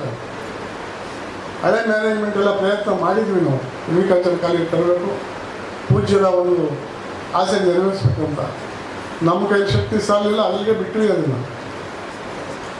ಇವರು ಬಂದಮೇಲೆ ಇವರ ರಾಜಕೀಯ ಶಕ್ತಿಯನ್ನು ಉಪಯೋಗಿಸಿ ಮಾನ್ಯ DK ಶಿವಕುಮಾರ್ ಸಾಹೇಬರು ಅವರಿಗೆ ಬೆನ್ನೆಲುಬಾಗಿ ನಿಂತು, ಬಲಗೈಯಾಗಿ ನಿಂತು ಈ ಒಂದು ಸಂಸ್ಥೆಗೆ ಅಗ್ರಿಕಲ್ಚರ್ ಕಾಲೇಜ್ ಬರಬೇಕಾದ್ರೆ ಅವರು ಮುಖ್ಯ ಕಾರಣ. ಅವರು ಈ ಸಂದರ್ಭದಲ್ಲಿ ಅವರಿಗೆ ಧನ್ಯವಾದ ಅರ್ಪಿಸ್ತೀನಿ DK ಶಿವಕುಮಾರ್ ಅವರಿಗೆ. ಮತ್ತು ಇನ್ನೊಂದು ಸಣ್ಣ ಉದಾಹರಣೆ ಹೇಳ್ತೀನಿ. ಅವ್ರು ಯಾವ ರೀತಿ ಅವ್ರ ಮೆಂಟಾಲಿಟಿ ಇದೆ.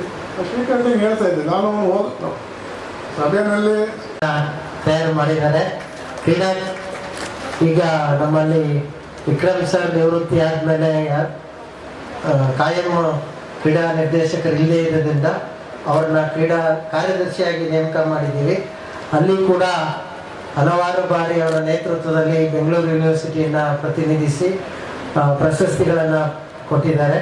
ಸೋಷಾಲಜಿ MA ಮಾಡೋಕ್ಕೆ ಹೇಗೆ ಪ್ರೋತ್ಸಾಹ ಕೊಡ್ತಾಯಿದ್ರು, ಹಾಗೆ ಕ್ರೀಡೆಯಲ್ಲಿ ಕೂಡ ಮುಂದೆ ಬರೋಕ್ಕೂ ಕೂಡ ಸಹಾಯ ಮಾಡಿದ್ದಾರೆ ಎಷ್ಟೋ ಜನ ವಿದ್ಯಾರ್ಥಿಗಳಿಗೆ. ನಮ್ಮ ನವೀನ್ ಕುಮಾರಸ್ವಾಮಿ ಇವರುಗಳೆಲ್ಲ ಅವರಿಂದ ಹೆಚ್ಚಿನ ಮಾರ್ಗದರ್ಶನ ಪಡೆದಿದ್ದಾರೆ. ಈ ನಡುವೆ ನಾನು ಎರಡು ಮಾತು ನಿಮ್ಮೆಲ್ಲ ಈಗ ML ಶಿವಕುಮಾರ್ ಸರ್ ಹೇಳಿದರು, ನಾಳೆ ನಮ್ಮಲ್ಲಿ ಕೃಷಿ ಮೇಳ ಇರೋದ್ರಿಂದ ಈ ವೇದಿಕೆಯನ್ನು ಮತ್ತೆ ನಾಳೆ ನಾವು ಉದ್ಘಾಟನಾ ಸಮಾರಂಭಕ್ಕೆ ತಯಾರು ಮಾಡಬೇಕಾಗಿದೆ. ಅಧ್ಯಕ್ಷರು ಆ ತಯಾರಿನಲ್ಲಿ ಭಾಗವಹಿಸಿಕೆ ಅವರಿಗೆ ಪದೇ ಪದೇ ದೂರವಾಣಿ ಕರೆಗಳು ಬರ್ತಾ ಇದೆ. ಹೆಚ್ಚಿನ ಸಮಯನ ತೆಗೊಳ್ಳೋಕೆ ಆಗ್ತಾ ಇಲ್ಲ.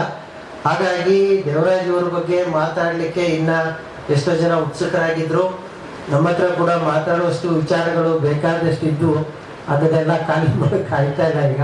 ಹಾಗಾಗಿ ದೇವರಾಜ್ ಅವರ ನಿವೃತ್ತಿ ಜೀವನ ಏನಿದೆ ಇದರಲ್ಲಿ ನನ್ನ ಅವರ ವೈಯಕ್ತಿಕ ಸಂಬಂಧ.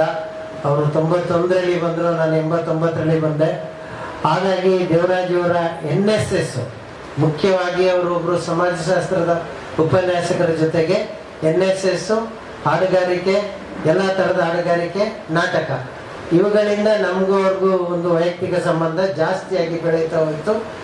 ಏನು ಕಲಾ ವಿಭಾಗದ ವಿದ್ಯಾರ್ಥಿಗಳು ನಮ್ಮ ಹರೀಶ್ ಆಗಿರ್ಬೋದು, ಅಂಕಪ್ ಗೌಡ್ರು, ಇನ್ನಿತರ ಸ್ನೇಹಿತರು ಯಾರ್ಯಾರು ಬಂದಿದ್ದಾರೆ ಅವರೆಲ್ಲ ನನ್ನೊಬ್ಬ ಸೈನ್ಸ್ ಮೇಸ್ಟ್ರಿಗೆ ಆತ್ಮೀಯವಾಗಿದ್ದಾರೆ ಅಂದರೆ ಅದು ಬಿಕಾಸ್ ಆಫ್ ದೇವರಾಜ್ ಅವರ NSS ಮತ್ತು ನಾಟಕ. ದೇವರಾಜ್ ಅವ್ರ ಮೇಲೆ ಚಾಲೆಂಜ್ ಮಾಡಿ 99-2000 ಇಸ್ವಿನಲ್ಲಿ ನಾವು ಕೂಡ ಒಂದು ನಾಟಕವನ್ನು ನಿರ್ದೇಶನ ಮಾಡಿ 98ರಲ್ಲಿ ನಾಟಕೋತ್ಸವ ನಡೆದಿತ್ತು. ಅವಾಗ ಯಾವುದೋ ಸೈನ್ಸ್ ಮಕ್ಕಳು ಭಾಗವಹಿಸಿರಲಿಲ್ಲ. ನಾನು ಹೋಗೋರು ಕೇಳಿದೆ, ಯಾಕಪ್ಪ ನೀವು ಮಾತ್ರ ಮಾಡ್ತೀರಿ, ನಮ್ಮ ಸೈನ್ಸ್ ಮಕ್ಕಳು ಭಾಗವಹಿಸಲ್ಲ. ಮುನರಾಜಪ್ಪ ಅವರಿದ್ರು, ನೀವೇ ಬನ್ನಿರಿ ಮಾಡಿಸ್ರಿ ಅಂದರು. ಆ ಸಂದರ್ಭದಲ್ಲಿ ನನಗೆ ಉತ್ತಮವಾದ ಸಹಕಾರವನ್ನು ಕೊಟ್ಟು ಸೈನ್ಸ್ ವಿದ್ಯಾರ್ಥಿಗಳಿಂದ 2 ನಾಟಕ ಪ್ರದರ್ಶನ ಮಾಡಲಿಕ್ಕೆ ಪ್ರೇರೇಪಣೆಯಾಗಿ ಆ ನಾಟಕವನ್ನು ಮಾಡಿದಂಥ ವಿದ್ಯಾರ್ಥಿಗಳು ಇವತ್ತಿಗೂ ಕೂಡ ಆ ನಾಟಕದ ಸಂದರ್ಭ ಮತ್ತು ದೇವರಾಜ್ ಅವರ ಸಹಕಾರವನ್ನು ನೆನೆಸ್ಕೋತಾ ಹೋಗ್ತಾರೆ. ಹಾಗೆ ಅವರ ವೈಯಕ್ತಿಕವಾಗಿ ಹೇಳೋದಾದರೆ ನನ್ನ 2 ಮಕ್ಕಳು JVN ಅಲ್ಲಿ ಓದ್ತಾ ಇರಬೇಕಾದ್ರೆ ಅವ್ರು ಯಾವುದಾದ್ರೂ ಸ್ಪರ್ಧೆ, ಪ್ರತಿ ವರ್ಷ ಸ್ಪರ್ಧೆಗಳಿಗೆ ಭಾಗವಹಿಸ್ಬೇಕಾದ್ರೆ ಭಾವಗೀತೆ, ಜಾನಪದ ಗೀತೆ ಫೆಬ್ರವರಿ, ಡಿಸೆಂಬರ್, ಜನವರಿ ತಿಂಗಳಲ್ಲಿ ದೇವರಾಜ್ ಅವ್ರ ಹತ್ರ ಬಂದು ಪ್ರತಿ ಭಾನುವಾರ ಹಾಡನ್ನು ಕಲ್ತ್ಕೊಂಡು ಇವರು ಕಲಿಸ್ಕೊಟ್ಟಿದ್ದಂಥ ಹಾಡುಗಳನ್ನು ಇವತ್ತಿಗೂ ಕೂಡ ಅವರು ನೆನೆಸ್ಕೊಂಡು ಹಾಡ್ತಾ ಇರ್ತಾರೆ. ಪ್ರತಿ ಸಲ ಇಬ್ಬರು ಮಕ್ಕಳಿಗೂ ಕೂಡ ಭಾವಗೀತೆ, ಜಾನಪದ ಗೀತೆನಲ್ಲಿ ಒಂದಲ್ಲ ಒಂದು ಪ್ರೈಸ್ ಕಡ್ಡಾಯವಾಗಿ ಬರ್ತಾನೆ ಇತ್ತು, ಗ್ಯಾರಂಟಿ. ಇವ್ರನ್ನ ತಯಾರಿ ಮಾಡ್ಕೋದ್ರೆ ಇವ್ರ ಕಡೆಯಿಂದ ಬರ್ತಾ ಇತ್ತು. ಹಾಗಾಗಿ ಆ ಪ್ರೀತಿ ವಿಶ್ವಾಸದಿಂದ ನನ್ನ 2ನೇ ಮಗಳು ಕೂಡ ಬಂದು ಇವತ್ತು ದೇವರಾಜ್ ಅವ್ರನ್ನ ಮಾತಾಡಿಸ್ಕೊಂಡು ಹೋಗಿದ್ದಾಳೆ. ಹಾಗೆ ಇಷ್ಟು ಹೇಳ್ತಾ ದೇವರಾಜ್ ಅವರ ಕುಟುಂಬಕ್ಕೆ ದೇವರಾಜ್ ಅವರಿಗೆ ಇನ್ನೂ ಹೆಚ್ಚಿನ ಆರ್ಥಿಕ ಶಕ್ತಿಯನ್ನು ಕೊಟ್ಟು, ನಮ್ಮ ಅಧ್ಯಕ್ಷರು ನಮ್ಮಲ್ಲಿ ರಿಟೈರ್ಡ್ ಆಗೋರು ಎಲ್ಲರೂ ಕೇಳ್ತಾರೆ ಮನೆ ಕಟ್ಟಿದ್ದೀರಾ, ಹೇಗಿದ್ದೀರಿ ಅಂತ. ಬಹುಶಃ ಮುಂದೆ ಮಾತಾಡ್ತಾರೆ ಅವರೇ ಅದ್ರ ಬಗ್ಗೆ. ದೇವರಾಜ್ ಅವರಿಗೆ ಹೆಚ್ಚಿನ ಶಕ್ತಿ ಕೊಡಲಿ, ಆರೋಗ್ಯ ಕೊಡಲಿ. ಅಮೋಘ ಏನಿದ್ದಾನೆ, ಎಲ್ಲಪ್ಪ ಅಮೋಘ ಹೊಟ್ಟದ ಅಮೋಘ ಈಗ 10ನೇ ಕ್ಲಾಸ್ ಓದ್ತಾ ಇದ್ದಾನೆ. ಮುಂದಿನ ಅವನಿಗೆ ಒಳ್ಳೆಯ ವಿದ್ಯಾಭ್ಯಾಸ. ಏನು ಅಮೂಲ್ಯ ಮತ್ತು ಅಪೂರ್ವ ಅವರು ತಮ್ಮ ವಿದ್ಯಾಭ್ಯಾಸವನ್ನು ಮುಗಿಸಿ ಈಗಾಗಲೇ ವೃತ್ತಿಯಲ್ಲಿ ಸೇರಿಕೊಂಡಿದ್ದಾರೆ. ಅಮೋಘನಿಗೂ ಕೂಡ ಅದೇ ರೀತಿ ಒಳ್ಳೆಯ ವಿದ್ಯಾಭ್ಯಾಸವನ್ನು ಕೊಟ್ಟು ಅವನು ಕೂಡ ಮುಂದೆ ಜೀವನದಲ್ಲಿ ಸೆಟ್ಲ್ ಆಗುವಂಥ ಶಕ್ತಿಯನ್ನು ದೇವರು ಕೊಡಲಿ ಅಂತ ಹೇಳ್ತಾ ನಿಮ್ಮೆಲ್ಲರ ಪರವಾಗಿ ಅವರಿಗೆ ಮತ್ತೊಮ್ಮೆ ಅಭಿನಂದನೆಗಳನ್ನು ಸಲ್ಲಿಸ್ತಾ ಇದ್ದೀನಿ. ಧನ್ಯವಾದಗಳು. ನಮ್ಮ ಸವಿ ನೆನಪುಗಳನ್ನು ಹಂಚಿಕೊಂಡಂತಹ ಪ್ರಾಂಶುಪಾಲರಿಗೆ ಧನ್ಯವಾದಗಳು ಸರ್. ಬಂದಾಗ ಸ್ವಾಗತವು, ಹೋದಾಗ ಬೀಳ್ಕೊಡುಗೆ. ಬಂದಾಗ ಸ್ವಾಗತವು, ಹೋದಾಗ ಬೀಳ್ಕೊಡುಗೆ. ಬಂದು ಹೋಗುವ ನಡುವೆ ನಾವು ನೀವು ಕಳೆಯುವ ಈ ಸವಿಗಳಿಗೆ. ಬಂದು ಹೋಗುವ ನಡುವೆ ನಾವು ನೀವು ಕಳೆಯುವ ಈ ಸವಿಗಳಿಗೆ ಕಹಿ ಒಳಗೆ ಅನುದಿನವೂ ಈ ಸಿಹಿ ನೆನಪುಗಳು ಸವಿ ನೆನಪುಗಳಾಗಿ ಉಳಿಯಲಿ ಎಂದು ಇದೀಗ ದೇವರಾಜ್ ಸರ್ ಮತ್ತು ಅವರ ಸಹ ಕುಟುಂಬ ವರ್ಗದವರಿಗೆ ಸನ್ಮಾನ ಕಾರ್ಯಕ್ರಮ.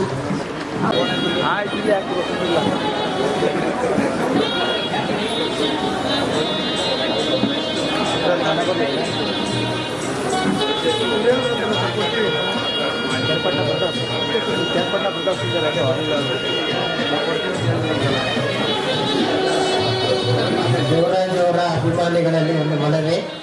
ಈ ಕಾರ್ಯಕ್ರಮ ಮುಗಿದ ತಕ್ಷಣ ಅಧ್ಯಕ್ಷರ ಭಾಷಣ ಇರುತ್ತೆ.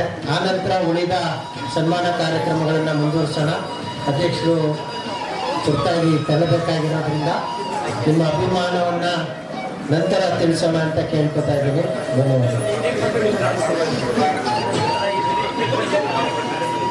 ಗೊತ್ತಾಗಲ್ಲ ಸರ್, ಸೆಂಟ್ರಿಗೆ ಹಾಕಿ ಸೆಂಟ್ರಿಗೆ ಮಂಜು ಅವರೇ ಸರ್ ಹಿಂಗೆ ಹೋಗಿ ಸ್ವಲ್ಪ ನಿಮಗೆ ಉಳ್ಕೊಂಡಿರೋ ಇನ್ನೂ ಸೇವೆ RS ಅಲ್ಲಿ ಇದಿದೆ, ನಿಮ್ಗೆ ಕಾಯ್ತಾ ಇದೆ, ನೀವು ಬರ್ಬೇಕು. ಇದಾಯಿತು, ಇದಾದ ತಕ್ಷಣ ಹೋಗ ಬೆಂಗಳೂರು ಹೋದ್ರೆ ನಾವೇ ತರ ಕಮಾಂಡ್ ಅವರೆಲ್ಲ ಏನೋ ಪರವಾಗಿಲ್ಲ, ಪಾಕೆಟ್ ಮನಿ ಎಲ್ಲ ಚೆನ್ನಾಗೈತೆ, ಅವರೆಲ್ಲ ಫೈನಾನ್ಷಿಯಲ್ಸ್ ನೋಡಿದೆ, ಅವರೆಲ್ಲ ಬೆಂಗಳೂರು ಸೇರ್ಬಿಟ್ಟವ್ರೆ. ಅರ್ಥ ಆಯ್ತಾ?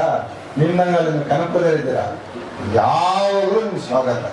ಯಾರು ಸಂಸ್ಥೆಗೆ ಸೇವೆ ಮಾಡ್ತೀನಿ ಅಂತ ಬರ್ತಾರೆ ಅವ್ರಿಗೆ ಸ್ವಾಗತ.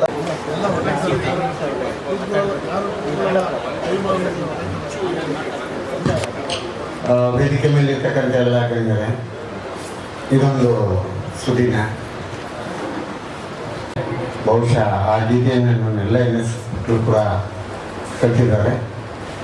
ಅದು ಈ ಸಂಸ್ಥೆಗೂ ಕೂಡ ಮುಂದಿನ ದಿನಗಳಲ್ಲಿ ಇನ್ನೂ ಚೆನ್ನಾಗಿ ಶ್ರೇಯಸ್ಸನ್ನು ಹೊಂದಲಿ ಅಂತ ಹೇಳಿ ಮಂಟೇಸ್ವಾಮಿಯನ್ನ ಕುರಿತ ಒಂದು ಗೀತೆ.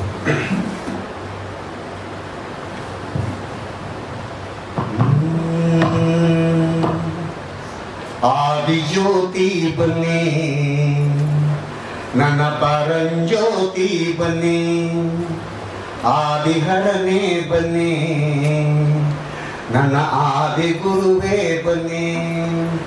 ಅಯ್ಯ ಪದವನೇಳೋ ನಾಲಿಗೆಗೆ ಒಲಿದು ಬಾರೋ ಧರ್ಮ ಗುರುವೇ, ಸಿದ್ದಯ್ಯ ಸ್ವಾಮಿ ಬನ್ಯೋ ಪಾವಾಡ, ಗೆದಯ್ಯ ನೀವೇ ಬನ್ಯೋ. ಅಯ್ಯ ನಂಬಿದೋರ ಸುಳ್ಳು ಕಾಡು ಬಾಪ ಸಿದ್ದಯ್ಯ ಸ್ವಾಮಿ ಬನ್ನಿ ಪಾವಾಡ ಗೆದಯ್ಯ ನೀವೇ ಬನ್ನಿ 12 ಕಂಡುಗ ಬಂಗಿ ಸೊಪ್ಪ ತೆಗೆದು 12 ಕಂಡುಗ ಬಿಲ್ಪತ್ರೆ ರಸವ ಬಸಿದು ಅಯ್ಯ ಸಿದ್ಧಪಡಿಸಿದ ರಸವೋ ಅದು ನಾಗರಾವಿನ ವಿಷ ಕಾಣೋ ಸಿದ್ದಯ್ಯ ಸ್ವಾಮಿ ಬನ್ಯೋ ಪಾವಾಡ ಗೆದ್ದಯ್ಯ ನೀವೇ ಬನ್ಯೋ ರಾಗಿಗೆ ಬರಲಿಲ್ಲ ಅಯ್ಯ ಜ್ವಾಳಕ್ಕೆ ಬರಲಿಲ್ಲ ವಾಲೆ ಮಾಡೋರು ನಾವೇ ಆ ಜುಂಕಿ ಮಾಡೋರು ನಾವೇ ಆ ದ್ಯಾವ್ರು ಮಾಡೋರು ನಾವೇ ಅಯ್ಯ ಗಂಡರಿಗಲ್ಲ ನಾನೇ ಮೊದಲ ಗಂಡ ಅಂದರಂತೆ ಸಿದ್ದಯ್ಯ ಸ್ವಾಮಿ ಬನ್ಯೋ ಪಾವಾಡ ಗೆದ್ದಯ್ಯ ನೀವೇ ಬನ್ಯೋ. ಧನ್ಯವಾದ. ನನಗೆ ಮಂತ್ರಗಳ ಮೊರೆಯಕ್ಕೆ ಸಂಪ್ರದಾಯದ ಮರಳು ಲಚ್ಚೆಯೇಕೆ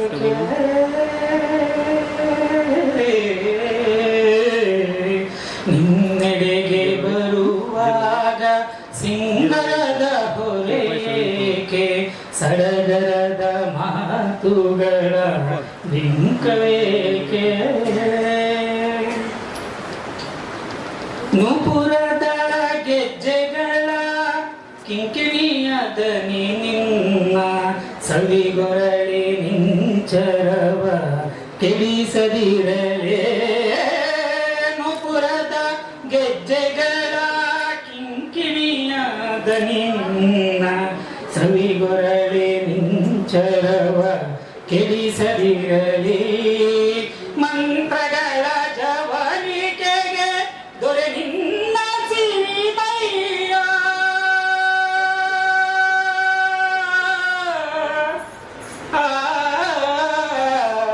ಮಂತ್ರಗಳ ಜವನಿಕೆಗೆ ದೊರೆ ನಿನ್ನ ಸಿರಿಮಯ್ಯ ಸೌಂದರ್ಯವನು ಮಗುಗೈಯದಿರಲಿ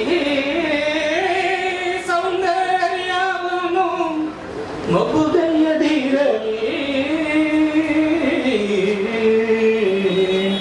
ನಿನ್ನೆಡೆಗೆ ಬರುವಾಗ ಸಿಂಗರದ ಹೊರೆಯೇಕೆ ಸಡಗರದ ಮಾತುಗಳ ಬಿಂಕವೇಕೆ ನಗ್ನತೆಗೆ ನಾಚಿದೆಲೆ ಸಿರಿಗೊರಳದಳ ಮೂಡಿ ಮಗಿಸುಗ್ಗಿಯ ನುಲಿವ ಹೂವಿನಂತೆ ನಗ್ನತೆಗೆ ನಾಚಿದೆಲೆ ಸಿರಿಗೊರಳದಳ ಮೂಡಿ ಮಗಿಸುಗ್ಗಿಯ ನುಲಿವ ಹೂವಿನಂತೆ ಸಿಂಗರದ ಹೊರೆ ಇಳಿಸು ಮಂತ್ರಗಳ ಮೊರೆ ಅಳಿಸು ಸಿಂಗರದ ಹೊರೆ ಇಳಿಸು ಮಂತ್ರಗಳ ಮೊರೆ ಅಳಿಸು ಪ್ರೇಮದಾರತಿ ಹಿಡಿದು ತೆರಿ ಬರುವೆ ನಿನ್ನೆಡೆಗೆ ಬರುವಾಗ ಸಿಂಗರದ ಹೊರೆಯೇಕೆ ಸಡಗರದ ಮಾತುಗಳ ಬಿಂಕವೇಕೆ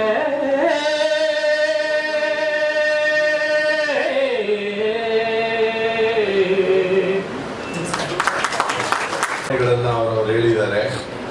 ನಾನು ಹೆಚ್ಚಿಗೆ ಹೇಳೋದಕ್ಕೆ ಆಗಲ್ಲ, ಯಾಕಂತಂದ್ರೆ ನಾನು 2019ರಲ್ಲಿ ರಿಟೈರ್ಡ್ ಆದೆ.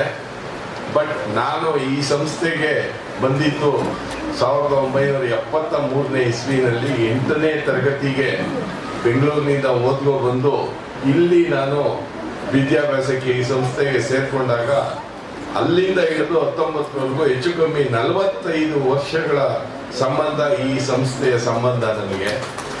ನನಗೆ ಶ್ರೀಕಂಠನು ಕ್ಲಾಸ್ಮೇಟೆ, BSc PCM, ನಮ್ಮ ML ಶಿವಕುಮಾರ್ ಆರ್ಟ್ಸು, MA ಮಾಡುವಾಗ ನಾವು ಬೆಂಗಳೂರು ಯೂನಿವರ್ಸಿಟಿಲಿ ಓದುವಾಗ ಎಲ್ಲ ಜೊತೆ ಊಟ ಮಾಡ್ತಿದ್ದು ಹಾಸ್ಟೆಲ್ಗಳಲ್ಲಿ. ಶ್ರೀಕಂಠ ಅವರು PCM, ನಾನು CBZ. ಅವರು AGಗೆ ಹೋದ್ರು, ನಾನು BSc ಮುಗಿಸ್ಕೊಂಡು ಇಲ್ಲಿ ಫಿಸಿಕಲ್ ಎಜುಕೇಷನ್ ಒಳ್ಳೆ ಸ್ಪೋರ್ಟ್ಸ್ ಮ್ಯಾನ್ ಆಗಿದೆ, ಫಿಸಿಕಲ್ ಎಜುಕೇಷನ್ NS ರಾಮೇಗೌಡರು ಇಲ್ಲ ನೀನು ಹೋಗು ಇಲ್ಲಿ ಕೆಲಸ ಆಗುತ್ತೆ ಅಂತ ನನ್ನನ್ನು ಇಲ್ಲಿಗೆ ಸೇರಿಸಿದ್ರು. But whatever we do we should love our profession. ನಾವು ಏನೇ ಒಂದು ಉದ್ಯೋಗ ಮಾಡಿಕೊಂಡು ಆರಿಸ್ಕೊಂಡ್ರು ಜೀವನದಲ್ಲಿ ಆ ಒಂದು ಉದ್ಯೋಗನ ನಾವು ಪ್ರೀತಿಸಿದ್ರೆ ಆ ಪ್ರೀತಿ 100% ಫಲ ಕೊಟ್ಟೇ ಕೊಡುತ್ತೆ ಅನ್ನೋದಕ್ಕೆ ದೇವರಾಜನು ಸಾಕ್ಷಿ, ನಾನು ಸಾಕ್ಷಿ. ಯಾವತ್ತೂ ನಾನೊಬ್ಬ ಫಿಸಿಕಲ್ ಎಜುಕೇಷನ್ ಮೇಷ್ಟ್ರು ಅಂತ ನಾನು ಅನ್ಕೊಳ್ಳೇ ಇಲ್ಲ. ಆ ದೇವ್ರು ಕೊಟ್ಟಿದ್ದ ಭಾಗ್ಯ ಅಂತ ಕಾಣುತ್ತೆ. ಇಡೀ ಕರ್ನಾಟಕದಲ್ಲೇ ಒಬ್ಬ ಫಿಸಿಕಲ್ ಎಜುಕೇಷನ್ ಡೈರೆಕ್ಟ್ರು ಪ್ರಿನ್ಸಿಪಾಲ್ ಆಗಿದ್ದು ಈ ಸಂಸ್ಥೆಯಿಂದ ನಾನು ಅನ್ನೋದು ಹೆಮ್ಮೆಯಿಂದ ಹೇಳ್ಕೊತೀನಿ. ನಾನು ಹಾಕಿಕೊಟ್ಟ ಹಾದಿಯಲ್ಲಿ ಇವತ್ತೊಂದು ದಿವಸ ಎಲ್ಲ ಕಾಲೇಜುಗಳಲ್ಲಿ ಫಿಸಿಕಲ್ ಎಜುಕೇಷನ್ ಅವರನ್ನು ಪ್ರಿನ್ಸಿಪಾಲ್ ಆಗಿ ಸೇವೆಯನ್ನ ಗೈತಾ ಇದ್ದಾರೆ. ಅದು ನಾವು ಈ ಸಂಸ್ಥೆ ನನಗೆ ಕೊಟ್ಟಂತ ಒಂದು ದೊಡ್ಡ ಬಳುವಳಿ. ಈ ಒಂದು ಸಂಸ್ಥೆಯಲ್ಲಿ ನಾನು 91ರಲ್ಲಿ ದೇವರಾಜು ಅಪಾಯಿಂಟ್ ಆಗಿ ಪಾಪ ನಾನು ಇರೋ ಸತ್ಯ ಹೇಳ್ತೀನಿ, ಅವರೆಲ್ಲ ಪಾಪ ಪಾರ್ಟ್ ಟೈಮ್ ಟೀಚರ್ಸ್ ಆಗಿ ಬಂದು ಸಂಸ್ಥೆಗೆ ಸೇರ್ಕೊಂಡ್ರು. ಅವ್ರ ಜೊತೆಲಿ ಇದ್ದವ್ರು ಯಾರ್ಯಾರು ಅಂತ ಎಲ್ಲ ಗೊತ್ತು. ಅರ್ಜುನ್ ಪುರಿ ರಾಜಣ್ಣ ಇರ್ಬೋದು, ಇವನಿರ್ಬೋದು, ಇವರೆಲ್ಲ ಒಂಥರ ಕಲಾವಿದರಾಗಿದ್ರು.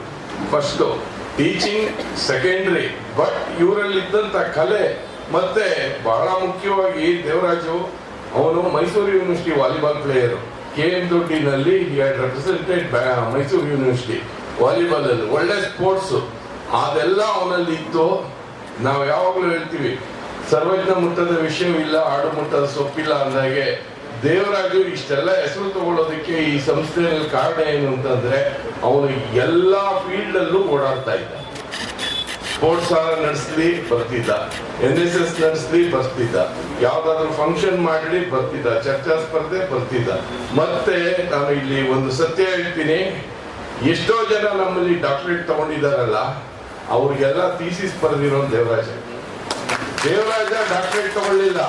ಬಟ್ ರಾತ್ರಿ ಲಕ್ಷ್ಮೀಪತಿ ಅವರು ಮತ್ತೆ ಅವ್ರ ಸ್ನೇಹಿತರುಗಳೆಲ್ಲ ಬೆಂಗಳೂರಿನಲ್ಲಿ ಕುತ್ಕೊಂಡು ಎಷ್ಟು ಜನ ಥೀಸಿಸ್ ಬರೆದು ಬೇರೆಯವರಿಗೆ ಡಾಕ್ಟರೇಟ್ ನ ಕೊಡಿಸಿದ್ದಾರೆ ಅನ್ನೋದು ನನಗೆ ಪರ್ಸನಲ್ ಆಗಿ ಗೊತ್ತದು.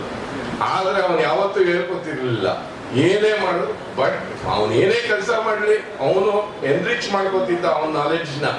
ಅವನ ಜೊತೆಲಿ ಷಡಕ್ಷರಿ ಅವರೇ ಆಗ್ಲಿ, ನಮ್ಮ ಆರಾಧ್ಯರು, ಮತ್ತೆ ನಮ್ಮ ದೇವರಾಜು, ಪರ್ವೀನು, ಶಿವಬಸವೇಗೌಡರು, ಇವರೆಲ್ಲಾನು ಡಿಪಾರ್ಟ್ಮೆಂಟ್ ಅಲ್ಲಿ ನಿಜವಾಗ್ಲೂ ಸೋಷಿಯಾಲಜಿ ಡಿಪಾರ್ಟ್ಮೆಂಟ್ ಅಂತಂದ್ರೆ ಒಂಥರ ಏನೋ ಅನ್ಯೂನ್ಯತೆ ಇತ್ತು ಅವರಲ್ಲಿ. ಡಿಪಾರ್ಟ್ಮೆಂಟ್ ಅಲ್ಲಿ ಯಾರಲ್ಲೂ ಒಂದು ಇದಿರ್ಲಿಲ್ಲ, ವೈಮನಸ್ಯ ಇರಲಿಲ್ಲ, ಪಾಠ ಪ್ರವಚನಗಳು ಚೆನ್ನಾಗಿ ಮಾಡ್ತಾ ಇದ್ರು. ದೇವರಾಜು ಇಲ್ಲಿಗೆ ಅಪಾಯಿಂಟ್ ಆಯ್ತಾ ಇದ್ದಂಗೆ PUC ನಲ್ಲಿ ಫಸ್ಟ್ ಅಪಾಯಿಂಟ್ ಆಗಿದ್ದು. PUC ನಲ್ಲಿ ಪ್ರಿನ್ಸಿಪಾಲ್ ಆಗಿ he was A good administrator in PUC college. ಯಾಕಂದ್ರೆ ಅವನಿಗೆ ಅಲ್ಲಿ ಅನುಭವ ಬಂತು, ಒಂದು ಕಾಲೇಜನ್ನ ಹೆಂಗೆ ನಿರ್ವಹಿಸಬೇಕು. 3000 ಜನ ವಿದ್ಯಾರ್ಥಿಗಳ ಒಂದು ಕಾಲೇಜನ್ನ ಒಬ್ಬ ಪ್ರಾಂಶುಪಾಲನಾಗಿ ಈ ಸಂಸ್ಥೆ ಅವನಿಗೆ ಕೊಟ್ಟಂತ ಬಳುವಳಿ, ಆ ಪ್ರಾಂಶುಪಾಲರಾಗಿ ಆ ಒಂದು ಸಂಸ್ಥೆನ ನಡೆಸಿ ನಂತರ ಅವನು ಡಿಗ್ರಿ ಕಾಲೇಜ್ಗೆ ಬಂದಿದ್ದು. ಆದರೂ ಸಹ ಅವನಲ್ಲಿ ಬಂದಂತ ಅನುಭವ ಇಲ್ಲಿ ನಮ್ಮ ಡಿಗ್ರಿ ಕಾಲೇಜಿನಲ್ಲಿ ಬೇರೆ ಎಲ್ಲ ಒಂದು ಕಾರ್ಯಗಳನ್ನ ನಡೆಸ್ಕೊಳ್ಳೋದಕ್ಕೆ ಸುಸೂತ್ರವಾಗಿ ಬಂತು. ಇದೆಲ್ಲನೂ ದೇವರಾಜಿಗೆ ಬಂದಂತ ಅನುಭವ. ನಿಜವಾಗ್ಲೂ ಈ ಸಂಸ್ಥೆನಲ್ಲಿ ಯಾರೇ ದುಡಿಲಿ, ಯಾರೇ ಎಷ್ಟೇ ರೀತಿಯಲ್ಲಿ ಬಂದಿದ್ರು ಈ ಸಂಸ್ಥೆಯ ಒಂದು ಗುಣ ಏನಂತ ಅಂದ್ರೆ ಹೋಗುವಾಗ ಅವರಿಗೆ ಒಳ್ಳೆತನವನ್ನ ಕೊಟ್ಟು ಕಳಿಸುತ್ತೆ. ಜನಗಳು ನಾವು ನಿಜವಾಗ್ಲೂ ನಾವೇನ್ ಸಂಪಾದನೆ ಮಾಡಿದೀವೋ ಇಲ್ವೋ, ಬಟ್ ಇಷ್ಟು ಜನ ಬಂದು ಇವತ್ತೊಂದು ದಿವಸ ಅವನು ರಿಟೈರ್ಡ್ ಆಗ್ತಾ ಇದ್ದಾನೆ ಎಂದಾಗ ಬಂದು ಅವನಿಗೆ ಒಂದು ಹರಸಿ, ನಿನ್ನ ರಿಟೈರ್ಡ್ ನಿವೃತ್ತಿಯ ಜೀವನ ಒಳ್ಳೇದಾಗ್ಲಿ ಅಂತ ಹರ್ಸಕ್ ಬಂದಿದ್ದೀರಲ್ಲ, ಅವನು ಇನ್ನೇನು ಸಂಪಾದನೆ ಮಾಡಬೇಕಾಗಿಲ್ಲ. ಈ ಒಂದು ಜನ ಮತ್ತೆ ಇವರ ಒಂದು ಗೌರವ ಅವನಿಗೆ ಸಾಕು ಅಂತ ನಾನಂತೂ ಭಾವಿಸಿದ್ದೀನಿ.